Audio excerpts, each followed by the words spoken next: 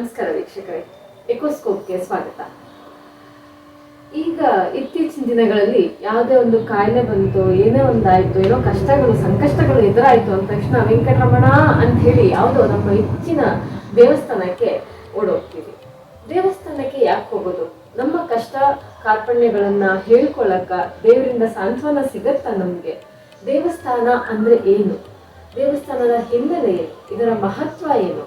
ಹಾಗೆ ದೇವಸ್ಥಾನವನ್ನ ಕಟ್ಟುವಾಗ ಅವರು ತೆಗೆದುಕೊಳ್ಳುವ ಎಚ್ಚರಿಕೆಗಳೇನು? ವಾಸ್ತುಶಾಸ್ತ್ರ ಹೇಗಿರುತ್ತೆ? ಒಂದು ಮೂರ್ತಿ ರೆಡಿ ಆಗಬೇಕು ಅಂತಂದ್ರೆ ಅದಕ್ಕೆ ಸಿದ್ಧತೆಗಳು ಹೇಗಿರುತ್ತೆ? ಯಾವ ಕಲ್ಲನ್ನ ಆಯ್ಕೆ ಮಾಡ್ತಾರೆ? ಹೇಗೆ ಮಾಡ್ತಾರೆ? ಇದು ಸಾಕಷ್ಟು ವೈಜ್ಞಾನಿಕ ವಿಷಯಗಳು ಕೂಡ ಇದರಲ್ಲಿ ಅಡಕವಾಗಿದೆ. ಇಂತಹ ವಿಷಯವನ್ನ ನಮಗೆ ಇಂದು ತಿಳಿಸ್ಕೊಡ್ಲಿಕ್ಕೆ ನಮ್ಮ ಎಕೋಸ್ಕೋಪ್ ತಂಡದೊಂದಿಗೆ ನಮ್ಮೊಂದಿಗೆ ಇದ್ದಾರೆ ಶ್ರೀಯುತ ವೇದ ಬ್ರಹ್ಮ ಶ್ರೀ ಆಚಾರ್ಯ ಮೋಹನ್ ರಾವ್ ಶರ್ಮಾ ಅವರು. ಸರ್, ಕಾರ್ಯಕ್ರಮಕ್ಕೆ ಆತ್ಮೀಯವಾದ ಸ್ವಾಗತವನ್ನ ಬಯಸ್ತೇನೆ. ನಮಸ್ತೆ ವೀಕ್ಷಕರೇ, ಇವರ ಪರಿಚಯವನ್ನ ಮಾಡಬೇಕು ಅಂತಂದ್ರೆ ಇಷ್ಟುದ್ದ ಲಿಸ್ಟ್ ಇದೆ. ಯಾವುದ್ರಲ್ಲಿ ಪರಿಣಿತಿ ಇಲ್ಲ ಅಂತ ಹೇಳಿ ಒಂದು ಕ್ವಶನ್ ಮಾರ್ಕ್ ನಾನು ಇಟ್ಕೊಂಡೆ ಅವ್ರ ಪಕ್ಕದಲ್ಲಿ ಕೂತಿದ್ದೀನಿ. ಯಾಕೆಂದ್ರೆ ಇವರು ಆಲ್ರೆಡಿ ಸ್ತಪತಿಗಳು, ವೇದಾಧ್ಯಯನ ಮಾಡಿರುವಂತವರು, ಜ್ಯೋತಿಷ್ಯವನ್ನ ಹೇಳ್ತಾರೆ, ವಾಸ್ತುಶಾಸ್ತ್ರವನ್ನ ಹೇಳ್ತಾರೆ, ದೇವಸ್ಥಾನ ನಿರ್ಮಾಣ ಕಾರ್ಯದಲ್ಲೂ ಪರಿಣಿತಿಯನ್ನ ಹೊಂದಿರುವಂತವರು. ಸರಿನೇ ನಾನು ಬಿಟ್ನಾ? ಸೊ ಇನ್ನೊಂದು ಪ್ರಮುಖವಾದ ಅಂಶ ಅಂದ್ರೆ ಶಿಲ್ಪಶಾಸ್ತ್ರದಲ್ಲಿ ಪರಿಣಿತಿಯನ್ನ ವಿದ್ವಾಂಸರನ್ನ ಪಡೆದಿದ್ದಾರೆ. ಸೊ ಇಂತಹ ಮಹಾನ್ ವ್ಯಕ್ತಿಗಳು ಇಂದು ನಮ್ಮೊಂದಿಗಿದ್ದಾರೆ. ಇವರ ಜ್ಞಾನವನ್ನ ನಾವೆಲ್ಲರೂ ಪಡ್ಕೊಳ್ಳೋಣ ಅಂತ ಹೇಳಿ ಇಂದಿನ ಕಾರ್ಯಕ್ರಮವನ್ನ ಪ್ರಾರಂಭ ಮಾಡ್ತಾ ಇದ್ದೀವಿ. ಸರ್, ಮತ್ತೊಮ್ಮೆ ಕಾರ್ಯಕ್ರಮಕ್ಕೆ ಆತ್ಮೀಯವಾದ ಸ್ವಾಗತವನ್ನ ಕೋರ್ತೇನೆ. ನಮಸ್ಕಾರ ಸರ್, ಇವಾಗ ಮೊದಲನೇದಾಗಿ ದೇವಸ್ಥಾನ ಅಂದ್ರೆ ಏನು? ಯಾಕೆ ನಾವು ದೇವಸ್ಥಾನಕ್ಕೆ ಹೋಗ್ ಬನ್ನಿ ಒಳ್ಳೇದು ಅಂತ ಹೇಳ್ತಾರೆ? ಯಾಕಾಗಿ ಹೋಗ್ಬೇಕು? ಇದ್ರ ಬಗ್ಗೆ. ನಮೋ ವಿಶ್ವಕರ್ಮಣೆ ಶ್ರೀ ಗುರುಭ್ಯೋ ನಮಃ. ಗುರು ಬ್ರಹ್ಮ ಗುರು ವಿಷ್ಣು ಗುರುದೇವ ಮಹೇಶ್ವರ ಗುರು ಸಾಕ್ಷಾತ್ ಪರಬ್ರಹ್ಮ ತಸ್ಮೈ ಶ್ರೀ ಗುರವೇ ನಮಃ. ವಿಶ್ವಕರ್ಮ ಸಮಾರಂಭಾಂ ವಿಶ್ವರೂಪಾರ್ಯ ಮಧ್ಯಮಾಂ ಅಸ್ಮದಾಚಾರ್ಯ ಪರ್ಯಂತಾಂ ವಂದೇ ಗುರು ಪರಂಪರಾಂ. ವಾಚಸ್ಪತಿ ಸ್ವರೂಪಾಯ ವಿದ್ಯಾ ಬುದ್ಧಿ ಪ್ರದಾಯನೇ ಜ್ಞಾನಾನಂದ ಸ್ವರೂಪಾಯ ನಮಸ್ತೆ ವಿಶ್ವಕರ್ಮಣೆ. ಸಮಸ್ತ ಭಕ್ತ ಬಾಂಧವರಿಗೆ ನಮಸ್ಕಾರ. ಎಕೋಸ್ಕೋಪು ಟಿವಿ ಚಾನಲ್ ಅವರಿಗೆ, ಆ ತಂಡದವರಿಗೆ ನನ್ನ ನಮಸ್ಕಾರ ಹೇಳುತ್ತಾ, ಈಗ ನೀವು ಕೇಳಿರುವಂತಹ ಪ್ರಶ್ನೆ, ದೇವಸ್ಥಾನಗಳಂದರೆ ಅರ್ಥ ಏನು? ಅಲ್ಲಿ ಹೋಗಿರೋ ಜನಗಳಿಗೆ ಅಲ್ಲಿ ಅವರ ಸಮಸ್ಯೆ ಪರಿಹಾರ ಆಗುವುದೇ ಅಲ್ಲದೆ ಮನಃಶಾಂತಿಯನ್ನು ಸಿಗುತ್ತೆ. ಅದು ಏನು ಅದರಲ್ಲಿ ಇರುವಂಥ ರಹಸ್ಯ, ಅಲ್ಲಿ ಅಷ್ಟು ಶಕ್ತಿ ಹೇಗೆ ಬಂತು ಅನ್ನೋದು ನಿಮ್ಮ ಮೊದಲನೇ ಪ್ರಶ್ನೆ. ಈಗ ದೇವಸ್ಥಾನದ ಕಲ್ಪನೆ ಬಂದಿದ್ದು ಅದು ಆ್ಯಕ್ಚುಲಿ ವೇದ ಕಾಲದಲ್ಲಿ ದೇವಸ್ಥಾನಗಳು ಇರಲಿಲ್ಲ. ಆವಾಗ ಯಜ್ಞಗಳ ಮೂಲಕ ದೇವತಾ ಆರಾಧನೆ ಮಾಡ್ತಿದ್ರು.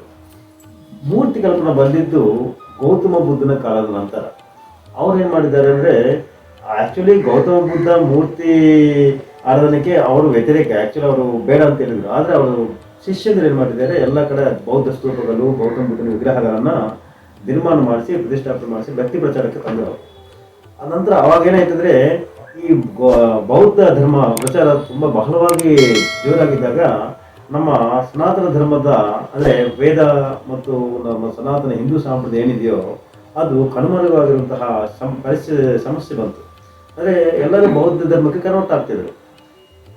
ಅದೇನೆಂದರೆ ಅವರು ಅಹಿಂಸಾ ಪರಮ ಧರ್ಮ ಅಂತ ಒಂದು ಸತ್ಯವಾಚನದಿಂದ ಅವರು ಮುಂದಕ್ಕೆ ಹೋಗ್ತಿದ್ರು. ಈಗ ನಮ್ಮ ಸನಾತನ ಹಿಂದೂ ಧರ್ಮ ಕಾಪಾಡಲಿಕ್ಕೆ ನಮ್ಮ ಹಿರಿಯರು ಋಷಿಮುನಿಗಳು ಏನು ಮಾಡಿದ್ದಾರೆ ಅಂದರೆ, ಈ ವೇದಗಳಲ್ಲಿರುವಂತಹ ಮತ್ತು ಪುರಾಣಗಳಲ್ಲಿ ಇರುವಂತಹ, ನೋಡಿ ಆವಾಗ ಅಲ್ಲಿವರೆಗೂ ವೇದಗಳಿತ್ತು, ಗೌತಮ ಬುದ್ಧನ ಕಾಲದ ನಂತರ ಪುರಾಣಗಳು ಬರೆಯೋಕ್ಕೆ ಶುರು ಮಾಡಿದ್ರು. ಪುರಾಣಗಳು ಬರೆದು ಅದರಲ್ಲಿ ಕೆಲವು ದೇವತಾ ಕಲ್ಪನೆಗಳು ಇಟ್ಕೊಂಡು ಆ ದೇವತಾ ವರ್ಣನ ಪ್ರಕಾರ ಮೂರ್ತಿ ರಚನೆ ಮಾಡಿ ಅದಕ್ಕೆ ಒಂದು ದೇವಸ್ಥಾನ ಕಟ್ಟಬೇಕು ಅನ್ನೋ ಸಂಕಲ್ಪಕ್ಕೆ ತಂದು ನಮ್ಮ ಪೂರ್ವ ಶಿಲ್ಪಋಷಿಗಳೊಂದಿಗೆ ಮಾತಾಡಿಸಿ ಅವರೊಂದಿಗೆ ದೇವತಾ ಪ್ರಕರಣನ ಅಂದರೆ ಒಂದು ಶಿಲ್ಪಶಾಸ್ತ್ರ ಬರೆದು ಅದಕ್ಕೆ ದೇವತೆಗೆ ಸಂಬಂಧಪಟ್ಟಿರುವಂಥ ಎಲ್ಲ ದೇವತೆಗಳು, ಪುರಾಣಗಳಲ್ಲಿರುವಂತಹ ದೇವತೆಗಳು ಮತ್ತು ವೇದಗಳಲ್ಲಿರುವಂಥ ದೇವತೆಗಳನ್ನು ಅವರ ಜ್ಞಾನ ಶ್ಲೋಕಗಳನ್ನು ರಚನೆ ಮಾಡಿ ಅದಕ್ಕೆ ಸಂಬಂಧಪಟ್ಟಿರುವ ಅಳತೆಗಳಂದರೆ ಪ್ರತಿಯೊಂದು ದೇವತಾ ಮೂರ್ತಿಗೂ ಒಂದೊಂದು ಅಳತೆ ಇರುತ್ತೆ. ಅಳತೆಗಳ ಅನುಸಾರ ಶಿಲ್ಪ ನಿರ್ಮಾಣ ಮಾಡಬೇಕು ಎಂದು ನಿರ್ಣಯ ಮಾಡಿಕೊಂಡು ಅದಕ್ಕೆ ಶಾಸ್ತ್ರ ರಚನೆ ಮಾಡಿ ಆವಾಗ ವಿಗ್ರಹ ರಚನೆ ಹಾಗೂ ದೇವಾಲಯ ಕಲ್ಪನೆ ಬಂತು. ಆವಾಗಿಂದ ನಮಗೆ, ಏಕೆಂದರೆ ಕಾಲ ಬದಲಾಗುತ್ತಾ ಮನಸ್ಸಿನಲ್ಲಿ ಆತ್ಮಶಕ್ತಿ ಕಡಿಮೆ ಆಗ್ತಾ ಇದೆ. ಮೊದಲನೇ ಈ ಪ್ರಾರಂಭದಲ್ಲಿ ದೇವತೆಗಳು ಜೊತೆಗಿದ್ದರು ಭೂಲೋಕದಲ್ಲಿ. ನಂತರ ಕಾಲದಲ್ಲಿ ಏನಾಗ್ತಿತ್ತು ಅಂದ್ರೆ ಬರ್ತಾ ಬರ್ತಾ ದೇವತೆಗಳು ದೂರ ಆದರು. ಅದು ಹೇಳ್ಬೇಕಾದ್ರೆ ಇನ್ನೊಂದು ನೆಕ್ಸ್ಟ್ ಕ್ವಶನ್ ಅಲ್ಲಿ ಹೇಳ್ತೀನಿ ಅದು ವಿಚಾರ. ಈಗ ಕಾಲ ದೂರ ಆಗ್ತಿದ್ದಂಗೆ ಮನಸ್ಸಿನಲ್ಲಿ ಆತ್ಮಶಕ್ತಿ ದೂರ ಆಗಿ ದೇವತೆಗಳನ್ನ ಕಂಡುಹಿಡಿಯೋದು ಕಷ್ಟ ಆಯಿತು. ಆವಾಗ ಸಾಕ್ಷಾತ್ಕಾರ ಮಾಡಿಕೊಂಡು ಹೃದಯದಲ್ಲಿರುವಂತಹ ಭಗವಂತನ ಕಂಡುಹಿಡಿದು ಯಜ್ಞ ರೂಪದಲ್ಲಿ ಆರಾಧನೆ ಮಾಡ್ತಿದ್ರು. ಈಗ ಆತ್ಮಶಕ್ತಿ ಕಡಿಮೆ ಆದ ನಂತರ ಇವರಿಗೆ ಆ ದೇವರನ್ನ ಕಂಡುಹಿಡಿಯೋದು ಕಷ್ಟ ಆಯಿತು. ಆವಾಗ ಶಿಲ್ಪಗಳು ಬೇಕಾಗಿತ್ತು. ದೇವರು ಈ ರೂಪದಲ್ಲಿ ಇದ್ದಾರೆ, ಈ ರೂಪದಲ್ಲಿ ನೋಡ್ಬೇಕು, ನಾವು ನೋಡಿದ್ರೆ ನಮ್ಗೆ ಸಮಾಧಾನ ಆಗ್ತದೆ ಅನ್ನೋ ಒಂದು ನಂಬಿಕೆ ಬೇಕು.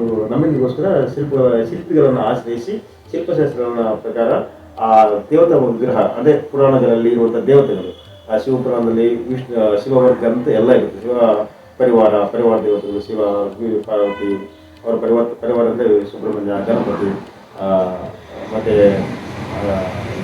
ಶಿವ ಕನಗಲ್, ಲೀಲಾ ವಿಚಾರ ಇವೆಲ್ಲ ಶಿವಪುರಾಣ ಪ್ರಕಾರ ಸಿಗುತ್ತೆ. ಮತ್ತು ವಿಷ್ಣು ಪುರಾಣ ಸಂಬಂಧಿಸಿದಾಗ ವಿಷ್ಣುಗೆ ಸಂಬಂಧಪಟ್ಟಿರುವಂಥದ್ದು, ಲಕ್ಷ್ಮಿಗೆ ಸಂಬಂಧಪಟ್ಟಿರೋದು, ವಿಷ್ಣು ಪರಿವಾರ ಕುಟುಂಬ, ಅದೆಲ್ಲ ಆ ವಿಷ್ಣು ಲೋಕ, ವೈಕುಂಠ, ಇವೆಲ್ಲ ಅದರ ಬಗ್ಗೆ ಇರುವಂತಹ ಮಾಹಿತಿ ಸಿಗುತ್ತೆ. ಮತ್ತೆ ದಶಾವತಾರಗಳು. ಇದ್ರಲ್ಲಿ ಒಂದು ನನಗೆ ಬಂದಿದ್ದ ಕ್ವಶನ್ ಏನು ಅಂದ್ರೆ, ಇವಾಗ ಶಿವ ಅಂದ್ರೆ ಒಂದು ರೂಪ, ವಿಷ್ಣು ಅಂದ್ರೆ ಒಂದು ರೂಪ, ಚಿತ್ರಣವನ್ನ ಕೊಟ್ಟಿದ್ದೀರಲ್ಲ, ಅದೆಲ್ಲದೂ ಒಂದು ಕಲ್ಪನೆನ ಅಥವಾ ಹೇಗೆ ಕೃತಿಯಲ್ಲಿ ಏನಾದ್ರು ಇದೆಯಾ? ನೋಡಿ, ನಾವು ಇದಕ್ಕೆ ಒಳ್ಳೆ ಪ್ರಶ್ನೆ ಕೇಳಿದ್ವಿ. ತುಂಬಾ ಜನದ ಅಂದ್ರೆ ಯಾರು ಪರಿಶೋಧನೆ ಮಾಡ್ತಾ ಇದ್ದಾರೆ ಅವರೆಲ್ಲ ನೀವು ಸಂದೇಹ, ಈ ದೇವತಾ ಕಲ್ಪನೆ ರೂಪ ಹೇಗಿದೆ ಅಂತ ಹೇಗೆ ಮಾಡ್ತೀವಿ. ಈ ಅಂದ್ರೆ ಒಂದು ನೋಡಿ, ಒಂದು ಕಾಲದಲ್ಲಿ ಅಂದರೆ ಸತ್ಯಯುಗ ಪ್ರಾರಂಭದಲ್ಲಿ ಮಾನವರು ದೇವತೆಗಳು ಒಟ್ಟಿಗೆ ಇದ್ರು ಭೂಮಿ ಮೇಲೆ. ಅದಕ್ಕೆ ವೇದಗಳಲ್ಲಿ ಆಧಾರ ಸಿಗುತ್ತೆ. ನಾವು ಇದು ನಾವು ಮಾನವರಿಂದ ದೇವತೆಗಳು ಬೇರ್ಪಟ್ಟು ಹೋಗಿಲ್ಲ.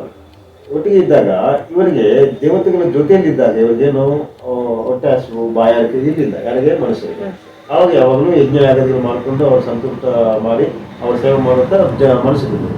ಅಲ್ಲಿ ದೇವತೆಗಳೊಂದಿಗೆ ಯಕ್ಷರು, ಗಂಧರ್ವರು, ಕಿನ್ನರು ಎಲ್ಲರೂ ಇದ್ದರು. ಅವ್ರು ತುಂಬ ಸತ್ಯಯುಗ, ಎಲ್ಲಿ ಯಾವುದೇ ಧರ್ಮ 4 ಪಾದಗಳಲ್ಲಿ ನಡೆಯುವಂತಹ ಕಾಲ ಪ್ರಾರಂಭದಲ್ಲಿ ಕಲಿ ಅಂದರೆ ಯುಗಾರಂಭ.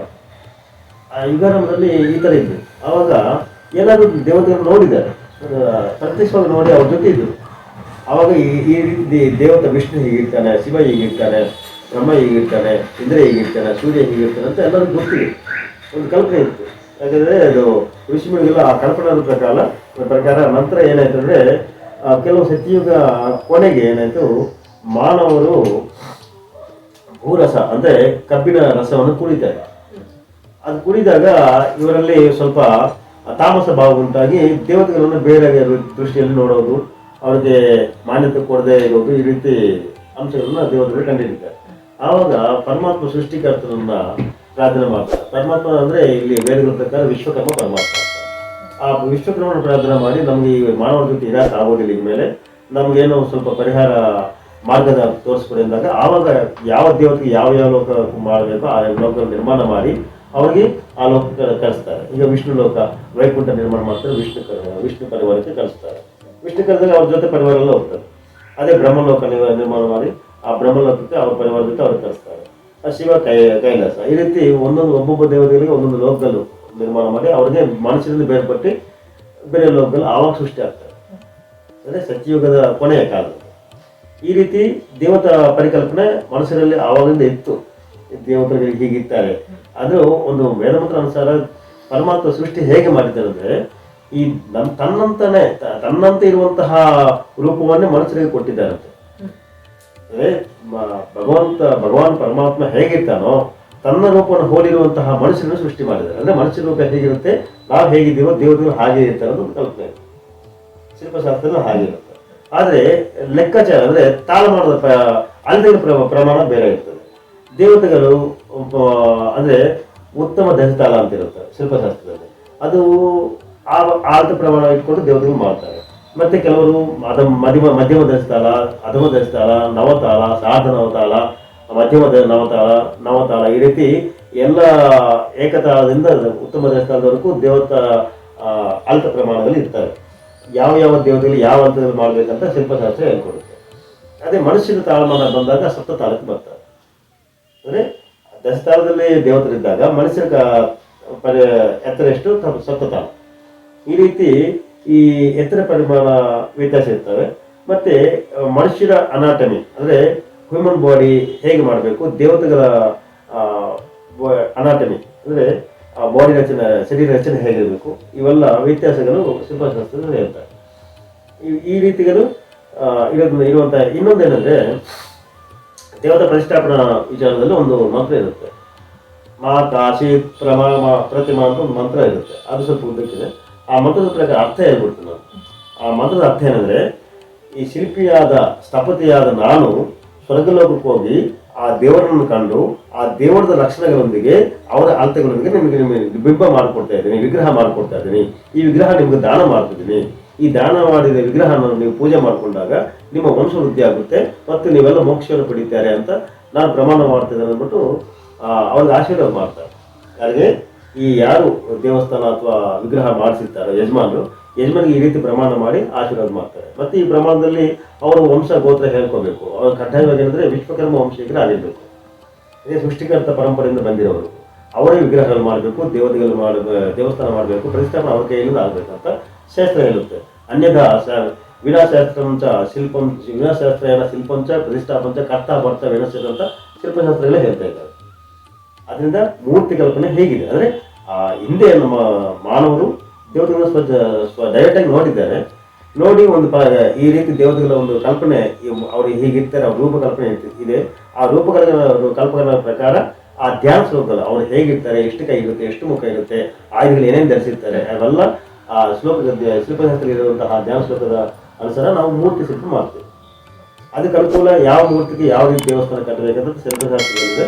ಆ ಥರ ದೇವಸ್ಥಾನಗಳ ವಿನ್ಯಾಸಗಳನ್ನು ಮಾಡಿ ಅದು ಯಜಮಾನ ಅಸ್ತಿತ್ವದ ಮೇಲೆ ಅಂದರೆ ಆರ್ಥಿಕ ಸ್ತೋಮದ ಮೇಲೆ ಆ ದೇವಸ್ಥಾನ ನಿರ್ಮಾಣ ಆಗ್ತದೆ. ಯಜಮಾನ ಅಂದ್ರೆ ಯಾರು ದೇವತಾ ವಿಗ್ರಹ ಅಥವಾ ದೇವಾಲಯ ಮಾಡಲು ಸಂಕಲ್ಪ ಮಾಡ್ತಾನೆ ಅವರೇ ಯಜಮಾನ. ನೋಡಿ, ಕರ್ತ ಭರ್ತ ವಿನಶ್ಯದಂತೆ ಏನಿತ್ತಲ್ವ, ಕರ್ತ ಅಂದ್ರೆ ಯಾರು ಕರ್ತರು, ಕಾರಣಭೂತರು, ಯಾರು ಶಿಲ್ಪಿ ಅಥವಾ ಸ್ಥಾಪತಿ ಇವರು. ಮತ್ತೆ ಭರ್ತ ಅಂದ್ರೆ ಎಲ್ಲವನ್ನು ಬಳಸೋನು.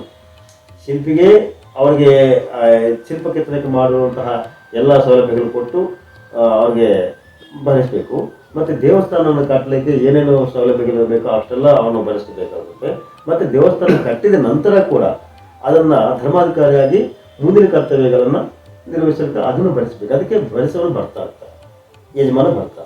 ವಿಶ್ವಕರ್ಮರು ಮಾತ್ರ ಇದನ್ನ ಕನ್ಸ್ಟ್ರಕ್ಟ್ ಮಾಡಬೇಕು ಅಂತ ಹೇಳಿ, ಅವರ ಹೊರತಾಗಿ ಬೇರೆಯವರು ಕನ್ಸ್ಟ್ರಕ್ಟ್ ಮಾಡಿದ್ರೆ ಏನಾಗತ್ತೆ ಅಂಡ್ ಯಾಕೆ ಮಾಡಬಾರ್ದು, ಅದರಲ್ಲಿರೋ ಸೈನ್ಸ್ ಏನು? ನೋಡಿ, ಒಬ್ಬ ದೇವಸ್ಥಾನ ಕಟ್ಟಬೇಕು ಆದ್ರೆ ಅನ್ಕೊಂಡ್ರೆ ಬರೀ ವಿಶ್ವಕರ್ಮ ವಂಶಿಕರು ಮಾತ್ರ ಇದ್ರೆ ಆಗೋದಿಲ್ಲ. ಯಾಕಂದ್ರೆ ಇವ್ರ ಜನಸಂಖ್ಯೆ ಕಡಿಮೆ ಇದೆ, ಅದು 100 ಜನ ಬೇಕಾಗ್ತದೆ. ಅಲ್ಲಿ ರಾಜರ ಕಾಲದಲ್ಲಿ ಭಟ್ರು ಇರ್ತಾರೆ, ಎಲ್ಲರನ್ನು ಕರ್ಕೊಂಡು ಒಂದು ಕಲ್ಲೆತ್ತಬೇಕು. ಒಂದು ಈ 10-20 ಜನ ಬೇಕಾಗುತ್ತೆ. ಕಲ್ಲೆತ್ತಬೇಕು, ಇಲ್ಲಿಂದ ಅಲ್ಲಿಗೆ ಹಾಕಬೇಕು, ಮತ್ತೆ ಆ ಜೋಡಣೆ ಮಾಡುವಾಗ ಮತ್ತೆ ತಿರುಗಿಸುವಾಗ ಇವೆಲ್ಲದಕ್ಕೆ ಜನಗಳು ಬೇಕಾಗ್ತಾರೆ. ಮತ್ತೆ ಕಲ್ಲು ಭೂಮಿಯಿಂದ ಹೊರತೆಗೆಯಲು ಕೂಡ ತುಂಬಾ ಜನ ಬೇಕಾಗ್ತಾರೆ. ಈಗ ನೋಡಿ, ಈ ವಿಶ್ವಕರ್ಮ ವಂಶಸ್ಥರು ಎಲ್ಲಿ ಬೇಕು ಅಂದ್ರೆ ಪ್ರಧಾನ ಶಿಲ್ಪಜ್ಞಾನ ಗೊತ್ತಿರೋರು ವಿಶ್ವಕರ್ಮ ವಂಶಸ್ಥರಾಗಿರ್ತಾರೆ. ಯಾಕಂದ್ರೆ ಇವರು ರಕ್ತದಲ್ಲೇ ಸೃಷ್ಟಿಕರ್ತನ ವಿಜ್ಞಾನದ DNA ಅಡಗಿರುತ್ತೆ ವಿಶ್ವಕರ್ಮ ವಂಶಿಕ. ಅದಕ್ಕೆ ವಿಶ್ವಕರ್ಮ ವಂಶ ಅಂತ ಹೇಳ್ತಾರೆ. ಯಾಕಂದ್ರೆ ಇವರೆಲ್ಲ ಈ ಪಂಚವಿಧ ಶಿಲ್ಪಗಳಲ್ಲಿ ಕೂಡ ವಿಜ್ಞಾನ ಅಡಗಿದೆ. ಅದು ಯಾವುದೇ ರೂಪ ಇಲ್ಲದ ಒಂದು ಮಾಧ್ಯಮವನ್ನು ತಗೊಂಡು ಅದಕ್ಕೆ ರೂಪ ಕೊಡೋನು ವಿಶ್ವಕರ್ಮ ವಂಶಿಕರೇ. ಆದ್ರಿಂದ ಇವ್ರನ್ನ ಸೃಷ್ಟಿಕರ್ತ ಅಂತ ಕೆಲವರೆಲ್ಲ, ಮತ್ತೆ ಆಚಾರ್ಯ ಅಂತ ಬಿರುದು ಕೊಟ್ಟು ಇವ್ರನ್ನ ಕರೀತಾರೆ ಆಚಾರ್ಯರು ಅಂತ. ಈ ರೀತಿ ಆ ವಿಜ್ಞಾನ ಇವ್ರ ರಕ್ತದಲ್ಲಿ ಇರೋದ್ರಿಂದ ಮತ್ತೆ ಶಿಲ್ಪಶಾಸ್ತ್ರಗಳಾಗ್ಲಿ ಆಗಮಗಳಾಗ್ಲಿ ಏನಾಗುತ್ತೆ ಅಂದ್ರೆ ವಿಶ್ವಕರ್ಮ ವಂಶಸ್ಥರಿಂದಲೇ ಪೂಜೆಗೆ ಉಪಯೋಗಿಸುವಂತಹ ಮೂಲ ವಿಗ್ರಹಗಳ ಅಥವಾ ಮತ್ತೆ ದೇವಸ್ಥಾನಗಳನ್ನ ಪ್ರತಿಷ್ಠಾಪನೆ ಮಾಡಬೇಕಾದದ್ದು ವಿಶ್ವಕರ್ಮ ವಂಶಿಕರೇ. ಅದೇ ಬಾಕಿ ಎಲ್ಲರೂ ಇರ್ತಾರೆ, ಸಹಾಯಕರಾಗಿ ಇರ್ತಾರೆ. ಈಗ ಈ ನೋಡಿ, ತಂಜಾವೂರಲ್ಲಿ 80 ಟನ್ ತೂಕ ಇರುವಂತಹ ಶಿಖರವನ್ನು ಮೇಲೆ ಕೆತ್ತಿದ್ದಾರೆ. ಇವರೊಬ್ಬರಿಂದ ಆಗುತ್ತಾ? ಈ 2 ಕಾರ್ಟೂನ್ಸ್ ಕಥೆಗಳಿದ್ದಾವೆ. ಕೆಲವರು ಪಾಶ್ಚಾತ್ಯ ವಿಜ್ಞಾನದ ಒಂದು ಕಂಪ್ಲೀಟ್ ಇದು ಹಾಕಿದ್ದಾರೆ, ಒಂದು ಬ್ರಿಡ್ಜ್ ತರ ಮಾಡಿ ಆನೆಗಳಿಂದ ಎಳ್ಕೊಂಡು ಹೋಗಿ ಮಾಡಿರ್ತಾರೆ. ಅದು ತಪ್ಪಂತ ನಮ್ಮ ವಿಜ್ಞಾನಿಗಳು ಹೇಳ್ತಾರೆ. ಅದು ಕತೆ ಬೇರೆ ಇದೆ. ಅದು ಶಿಲ್ಪವಂಶಸ್ಥರಿಂದ ಆಗಿದೆ, ಒಬ್ಬರ ಕೈಯಲ್ಲಿ ಆಗಿದೆ. 80 ಟನ್ ತೂಕ ಇರುವಂತಹ ಶಿಖರದ ಕಲ್ಲು ಒಬ್ಬರೇ ಎತ್ತಿದ್ದಾರೆ ಅಂತ ಅಲ್ಲಿ ತಮಿಳುನಾಡಿನ ಶಿಲ್ಪಿಗಳು ಈಗಲೂ ಕತೆ ಹೇಳ್ತಾ ಇರ್ತಾರೆ. ಇವರು ಹೇಳಿದ್ದೇನೆಂದ್ರೆ ಅಷ್ಟು ದೊಡ್ಡ ಬ್ರಿಡ್ಜ್ ಆಗ್ಬೇಕಾದ್ರೆ ದೇವಸ್ಥಾನಕ್ಕೆ ಆಗಿರುವಂತ ಖರ್ಚು ಇಷ್ಟು ಅಲ್ಲಿ ಆ ಬ್ರಿಡ್ಜ್ಗೆ ಆಗುತ್ತೆ. ಮತ್ತೆ ತುಂಬಾ ಸ್ಟ್ರಾಂಗ್ ಆಗಿ ನಿರ್ಮಾಣ ಮಾಡ್ಬೇಕಾಗುತ್ತೆ. ಮತ್ತೆ ಅದು ಮಾಡ್ಲಿಕ್ಕೆ ಮತ್ತೆ ತೆಗಿಲಿಕ್ಕೆ ದುಡ್ಡು ಬೇಕಾಗುತ್ತೆ. ಇದು ಸಾಧ್ಯವಾದ ಕೆಲಸ ಅಲ್ಲ. ಆದ್ರೆ ಏನು ಬೇರೆ ಏನು ಉಪಯೋಗಿಸಿದ್ದಾರೆ ಅಂತ ಕೆಲವು ವಿಜ್ಞಾನಿಗಳು ಹೇಳ್ತಾರೆ. ಅದಕ್ಕೂ ಎರಡು ವಿವಾದವಾದ ಇದೆ. ಈಗ ಅಲ್ಲಿ ನಡೆದಿರೋದು ಏನಂದ್ರೆ ಆ ರಾಜ ಕೊಡ್ತಾನೆ ತಂಜಾವೂರು ದೇವಸ್ಥಾನ ಮಾಡಿದಾಗ ನಟರಾಜ ಸ್ವಾಮಿ ದೇವಸ್ಥಾನ ಆ ದೇವಸ್ಥಾನ ಮಾಡಿದಾಗ ಟೈಮ್ ಕೊಡ್ತಾರೆ. ಈ ಟೈಮಲ್ಲಿ ಅದು ಪ್ರತಿಷ್ಠಾಪನೆ ಆಗಬೇಕು ಅಂದಾಗ ಆ ಕಲ್ಲು ದೊಡ್ಡ 80 ತೂಕ ಇರುವಂತಹ ಶಿಖರ ಕೆಳಗಡೆ ಮಾಡಿಬಿಟ್ಟಿದ್ದಾರೆ. ಮೇಲ್ಗಡೆ ಫಿಟ್ ಮಾಡಿ ಮಾಡೋಕ್ಕಾಗಲಿಲ್ಲ, ಕೆಳಗಡೆ ಮಾಡಿದ್ದಾರೆ. ಮತ್ತೆ ಮೇಲ್ಗಡೆ ತಗೊಂಡು ಫಿಟ್ ಮಾಡಬೇಕು. ಅದು ಎಲ್ಲ ನೋಡಿದ ತಕ್ಷಣ ಗೊತ್ತಾಗುತ್ತೆ ಬೃಹತ್ ಆಕಾರದಿದೆ, ಇದು ಯಾರು ಎತ್ತಕ್ಕಾಗಲ್ಲ. ಮತ್ತೆ ಏನು ಮಾಡ್ತಾರೆ ಗೊತ್ತಿಲ್ಲ. ನಾನು ಈ ಟೈಮಲ್ಲಿ ನಾನು ಪ್ರತಿಷ್ಠಾಪನೆ ಮಾಡಬೇಕು, ಅದು ಎತ್ತಿಲ್ಲ ಅಂದ್ರೆ ನಿಮ್ಗೆಲ್ಲ ಶಿರಚ್ಛೇದ ಮಾಡ್ತೀನಿ ಅಂತ ರಾಜ ಆಜ್ಞೆ ಕೊಡ್ತಾನೆ. ಯಾರಿಗೆ ಸ್ಥಪತಿಗಳಿಗೆ ಇವರು ಯಾವ ತನ ಇಟ್ಕೊಂಡು ಕೂತ್ಕೊಳ್ತಾರೆ. ಆದರೆ ಸ್ಥಪತಿಯ ಮಗ ಅವನು ಎಲ್ಲ ಗುರುಕುಲದಲ್ಲಿ ವಿದ್ಯಾ ಕಲಿತಾ ಇರ್ತಾನೆ. ಅವ್ರು ನೋಡ್ಲಿಕ್ಕೆ ಬರ್ತಾರಂತೆ. ಆ ಸಮಯದಲ್ಲಿ ಬಂದಾಗ ಇವರೆಲ್ಲ ವಿಚಾರಗ್ರಸ್ತರಾಗಿ ಕೂತಿದ್ದಾರೆ. ಏನಪ್ಪ ಅಂದ್ರೆ ತಂದೆ ಹೇಳಲ್ಲ, ಬಾಕಿ ಅವ್ರ ಸಹಾಯಕ ಶಿಲ್ಪಿಗಳು ಹೇಳ್ತಾರೆ, ನೋಡಪ್ಪ ಇವತ್ತೇ ನಾವು ಇರ್ತೀವಿ, ನಾಳೆ ಇರಲ್ಲ, ನಾವೆಲ್ಲ ತಳಕಾಗಿ ಕತ್ತಿಸ್ಬಿಡ್ತಾರೆ ರಾಜ ಅಂತ ಹೇಳಿದಾಗ ಹೇಗೆ ಏನಾಯ್ತು ಅಂದ್ರೆ ವಿಷಯ ತಿಳ್ಕೊತಾರೆ. ಓ ಇಷ್ಟೇ ತಾನೆ, ನೀವೆಲ್ಲ ಮಲ್ಕೊಳ್ಳ, ನಾನು ನೋಡ್ತೀನಿ ಅಂತ ಹೇಳ್ತಾರೆ. ಆವತ್ತು ರಾತ್ರಿ ಇವರು ತಪಸ್ ಮಾಡಿ ಕೆಲವು ರಸಾಯನ ಪ್ರಯೋಗಗಳಿಂದ ಆ ಕಲ್ಲನ್ನ ಡೆಲಿಕೇಟ್ ಅಂದ್ರೆ ಸಿದ್ಧಿಗಳಂತ ಇರ್ತಾರೆ. ಅನಿಮ, ಲಗ್ಮ, ಗರಿಮ ಅಂತೆಲ್ಲ ಇರ್ತಾರೆ.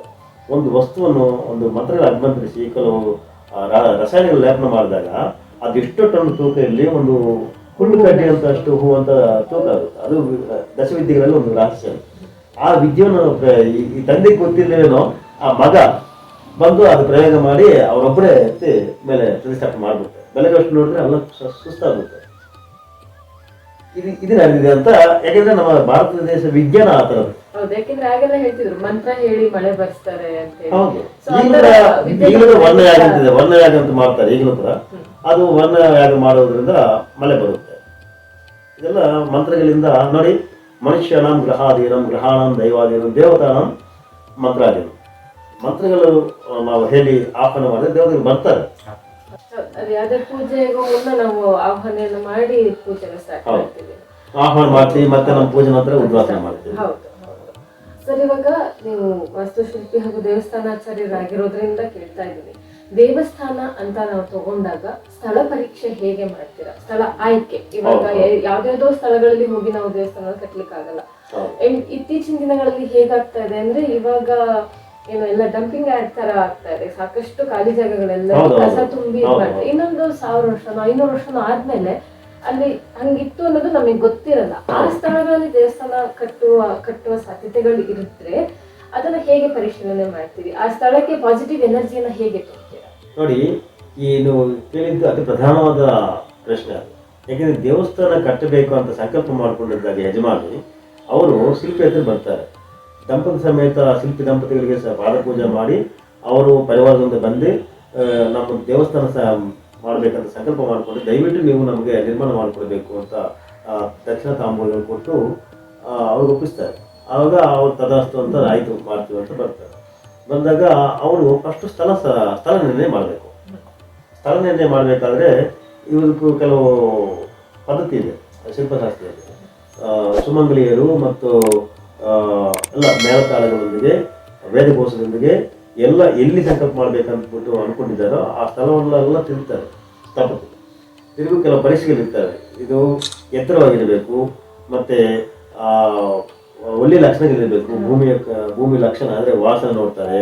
ಆ ಭೂಮಿಯನ್ನ ಒಡೆದು ಆ ಶಬ್ದ ಕೇಳಿಸ್ಕೊಳ್ತಾರೆ. ಆ ಶ್ರದ್ಧೆಯಿಂದಲೂ ನೋಡ್ತಾರೆ. ಮತ್ತೆ ಆ ಭೂಮಿ ಮೇಲೆ ಬೆಳೆಯುವಂತಹ ಸಸ್ಯಗಳು, ಹುಲ್ಲು ಇಂಥವೆಲ್ಲ ಪರಿಶೀಲನೆ ಮಾಡಿ. ಹುಲ್ಲು ಮರಗಳಿದ್ರೆ ಅದೇ ಮುಳ್ಳು ಮರಗಳು, ಮುಳ್ಳು ಗಿಡಗಳು ಮರಗಳಿದ್ರೆ ಅದು ಆ ಭೂಮಿ ತಗೊಳಲ್ಲ, ಆ ಭೂಮಿ ತಗೋಬಾರ್ದು. ಮತ್ತೆ ಈ ಭೂಮಿ ಒಳಗಡೆ ಶಲ್ಯಗಳು ಏನಾದರೂ ಶಲ್ಯಗಳಿದ್ರೆ ಆ ಭೂಮಿ ತಗೋಬಾರ್ದು.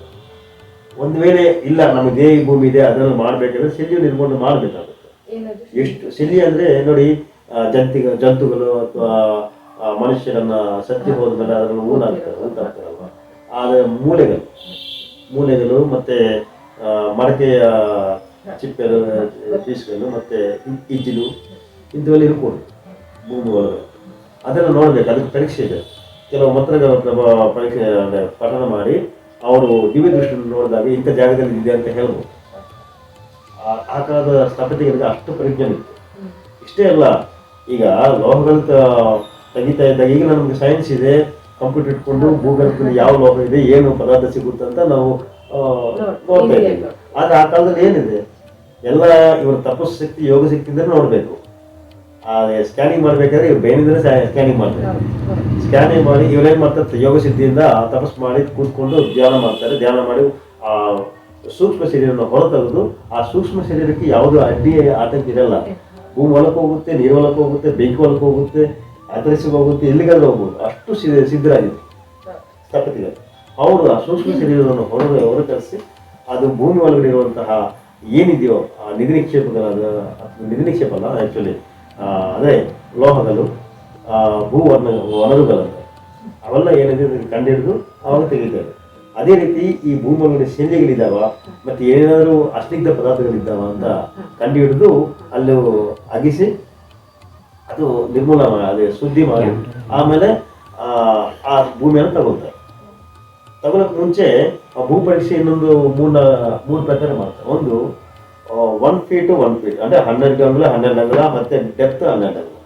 ಅಷ್ಟು ನಾವು ಯಾವ ಪ್ರಾಂತ ಅನ್ಕೊಂಡಿದ್ದೇವೋ ಆ ಪ್ರಾಂತ ಮಧ್ಯದಲ್ಲಿ ಈ ರೀತಿ ಒಂದು ಆಲ್ವಾಗ ಅಗೆದು ಈ ಮೆಜರ್ಮೆಂಟ್ ಅಲ್ಲಿ ಅದರಲ್ಲಿ ನೀರು ಹಾಕ್ತಾರೆ. ನೀರು ಹಾಕುವಾಗ ನೀರು ಸವ್ಯವಾಗಿ ತಿರುಗಿದ್ರೆ ಅದು ಒಳ್ಳೆ ಭೂಮಿ ಅಂತ, ಅಪಸವ್ಯವಾಗಿ ತಿರುಗಿದ್ರೆ ಅದು ತಗೋಬಾರ್ದು ಅಂತ ಅದೊಂದು ಇರುತ್ತೆ. ಮತ್ತೆ ಅದರಲ್ಲಿ ಆ ಸವ್ಯವಾಗಿ ಅಪಸವ್ಯವಾಗಿ ತಿರುಗುವುದಕ್ಕೆ ನಮ್ಗೆ ಗೊತ್ತಾಗ್ಬೇಕಲ್ವಾ, ಒಂದು ಹೂವು ಹಾಕ್ತಾರೆ. ಹೂವು ತಿರುಗುತ್ತಲ್ವ ಗೊತ್ತಾಗ್ತದೆ.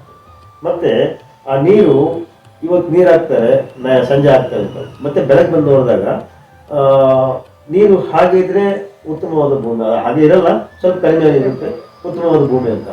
ಅರ್ಧಕ್ಕಿದ್ರೆ ಮಧ್ಯಮ, ಇನ್ನು ಏಲಕ್ಕಿದ್ರೆ ಸ್ವಲ್ಪ ಕಸತ್ತರಿದ್ರೆ ಅದು ಅಧಮ ಭೂಮಿ ಅಂತ.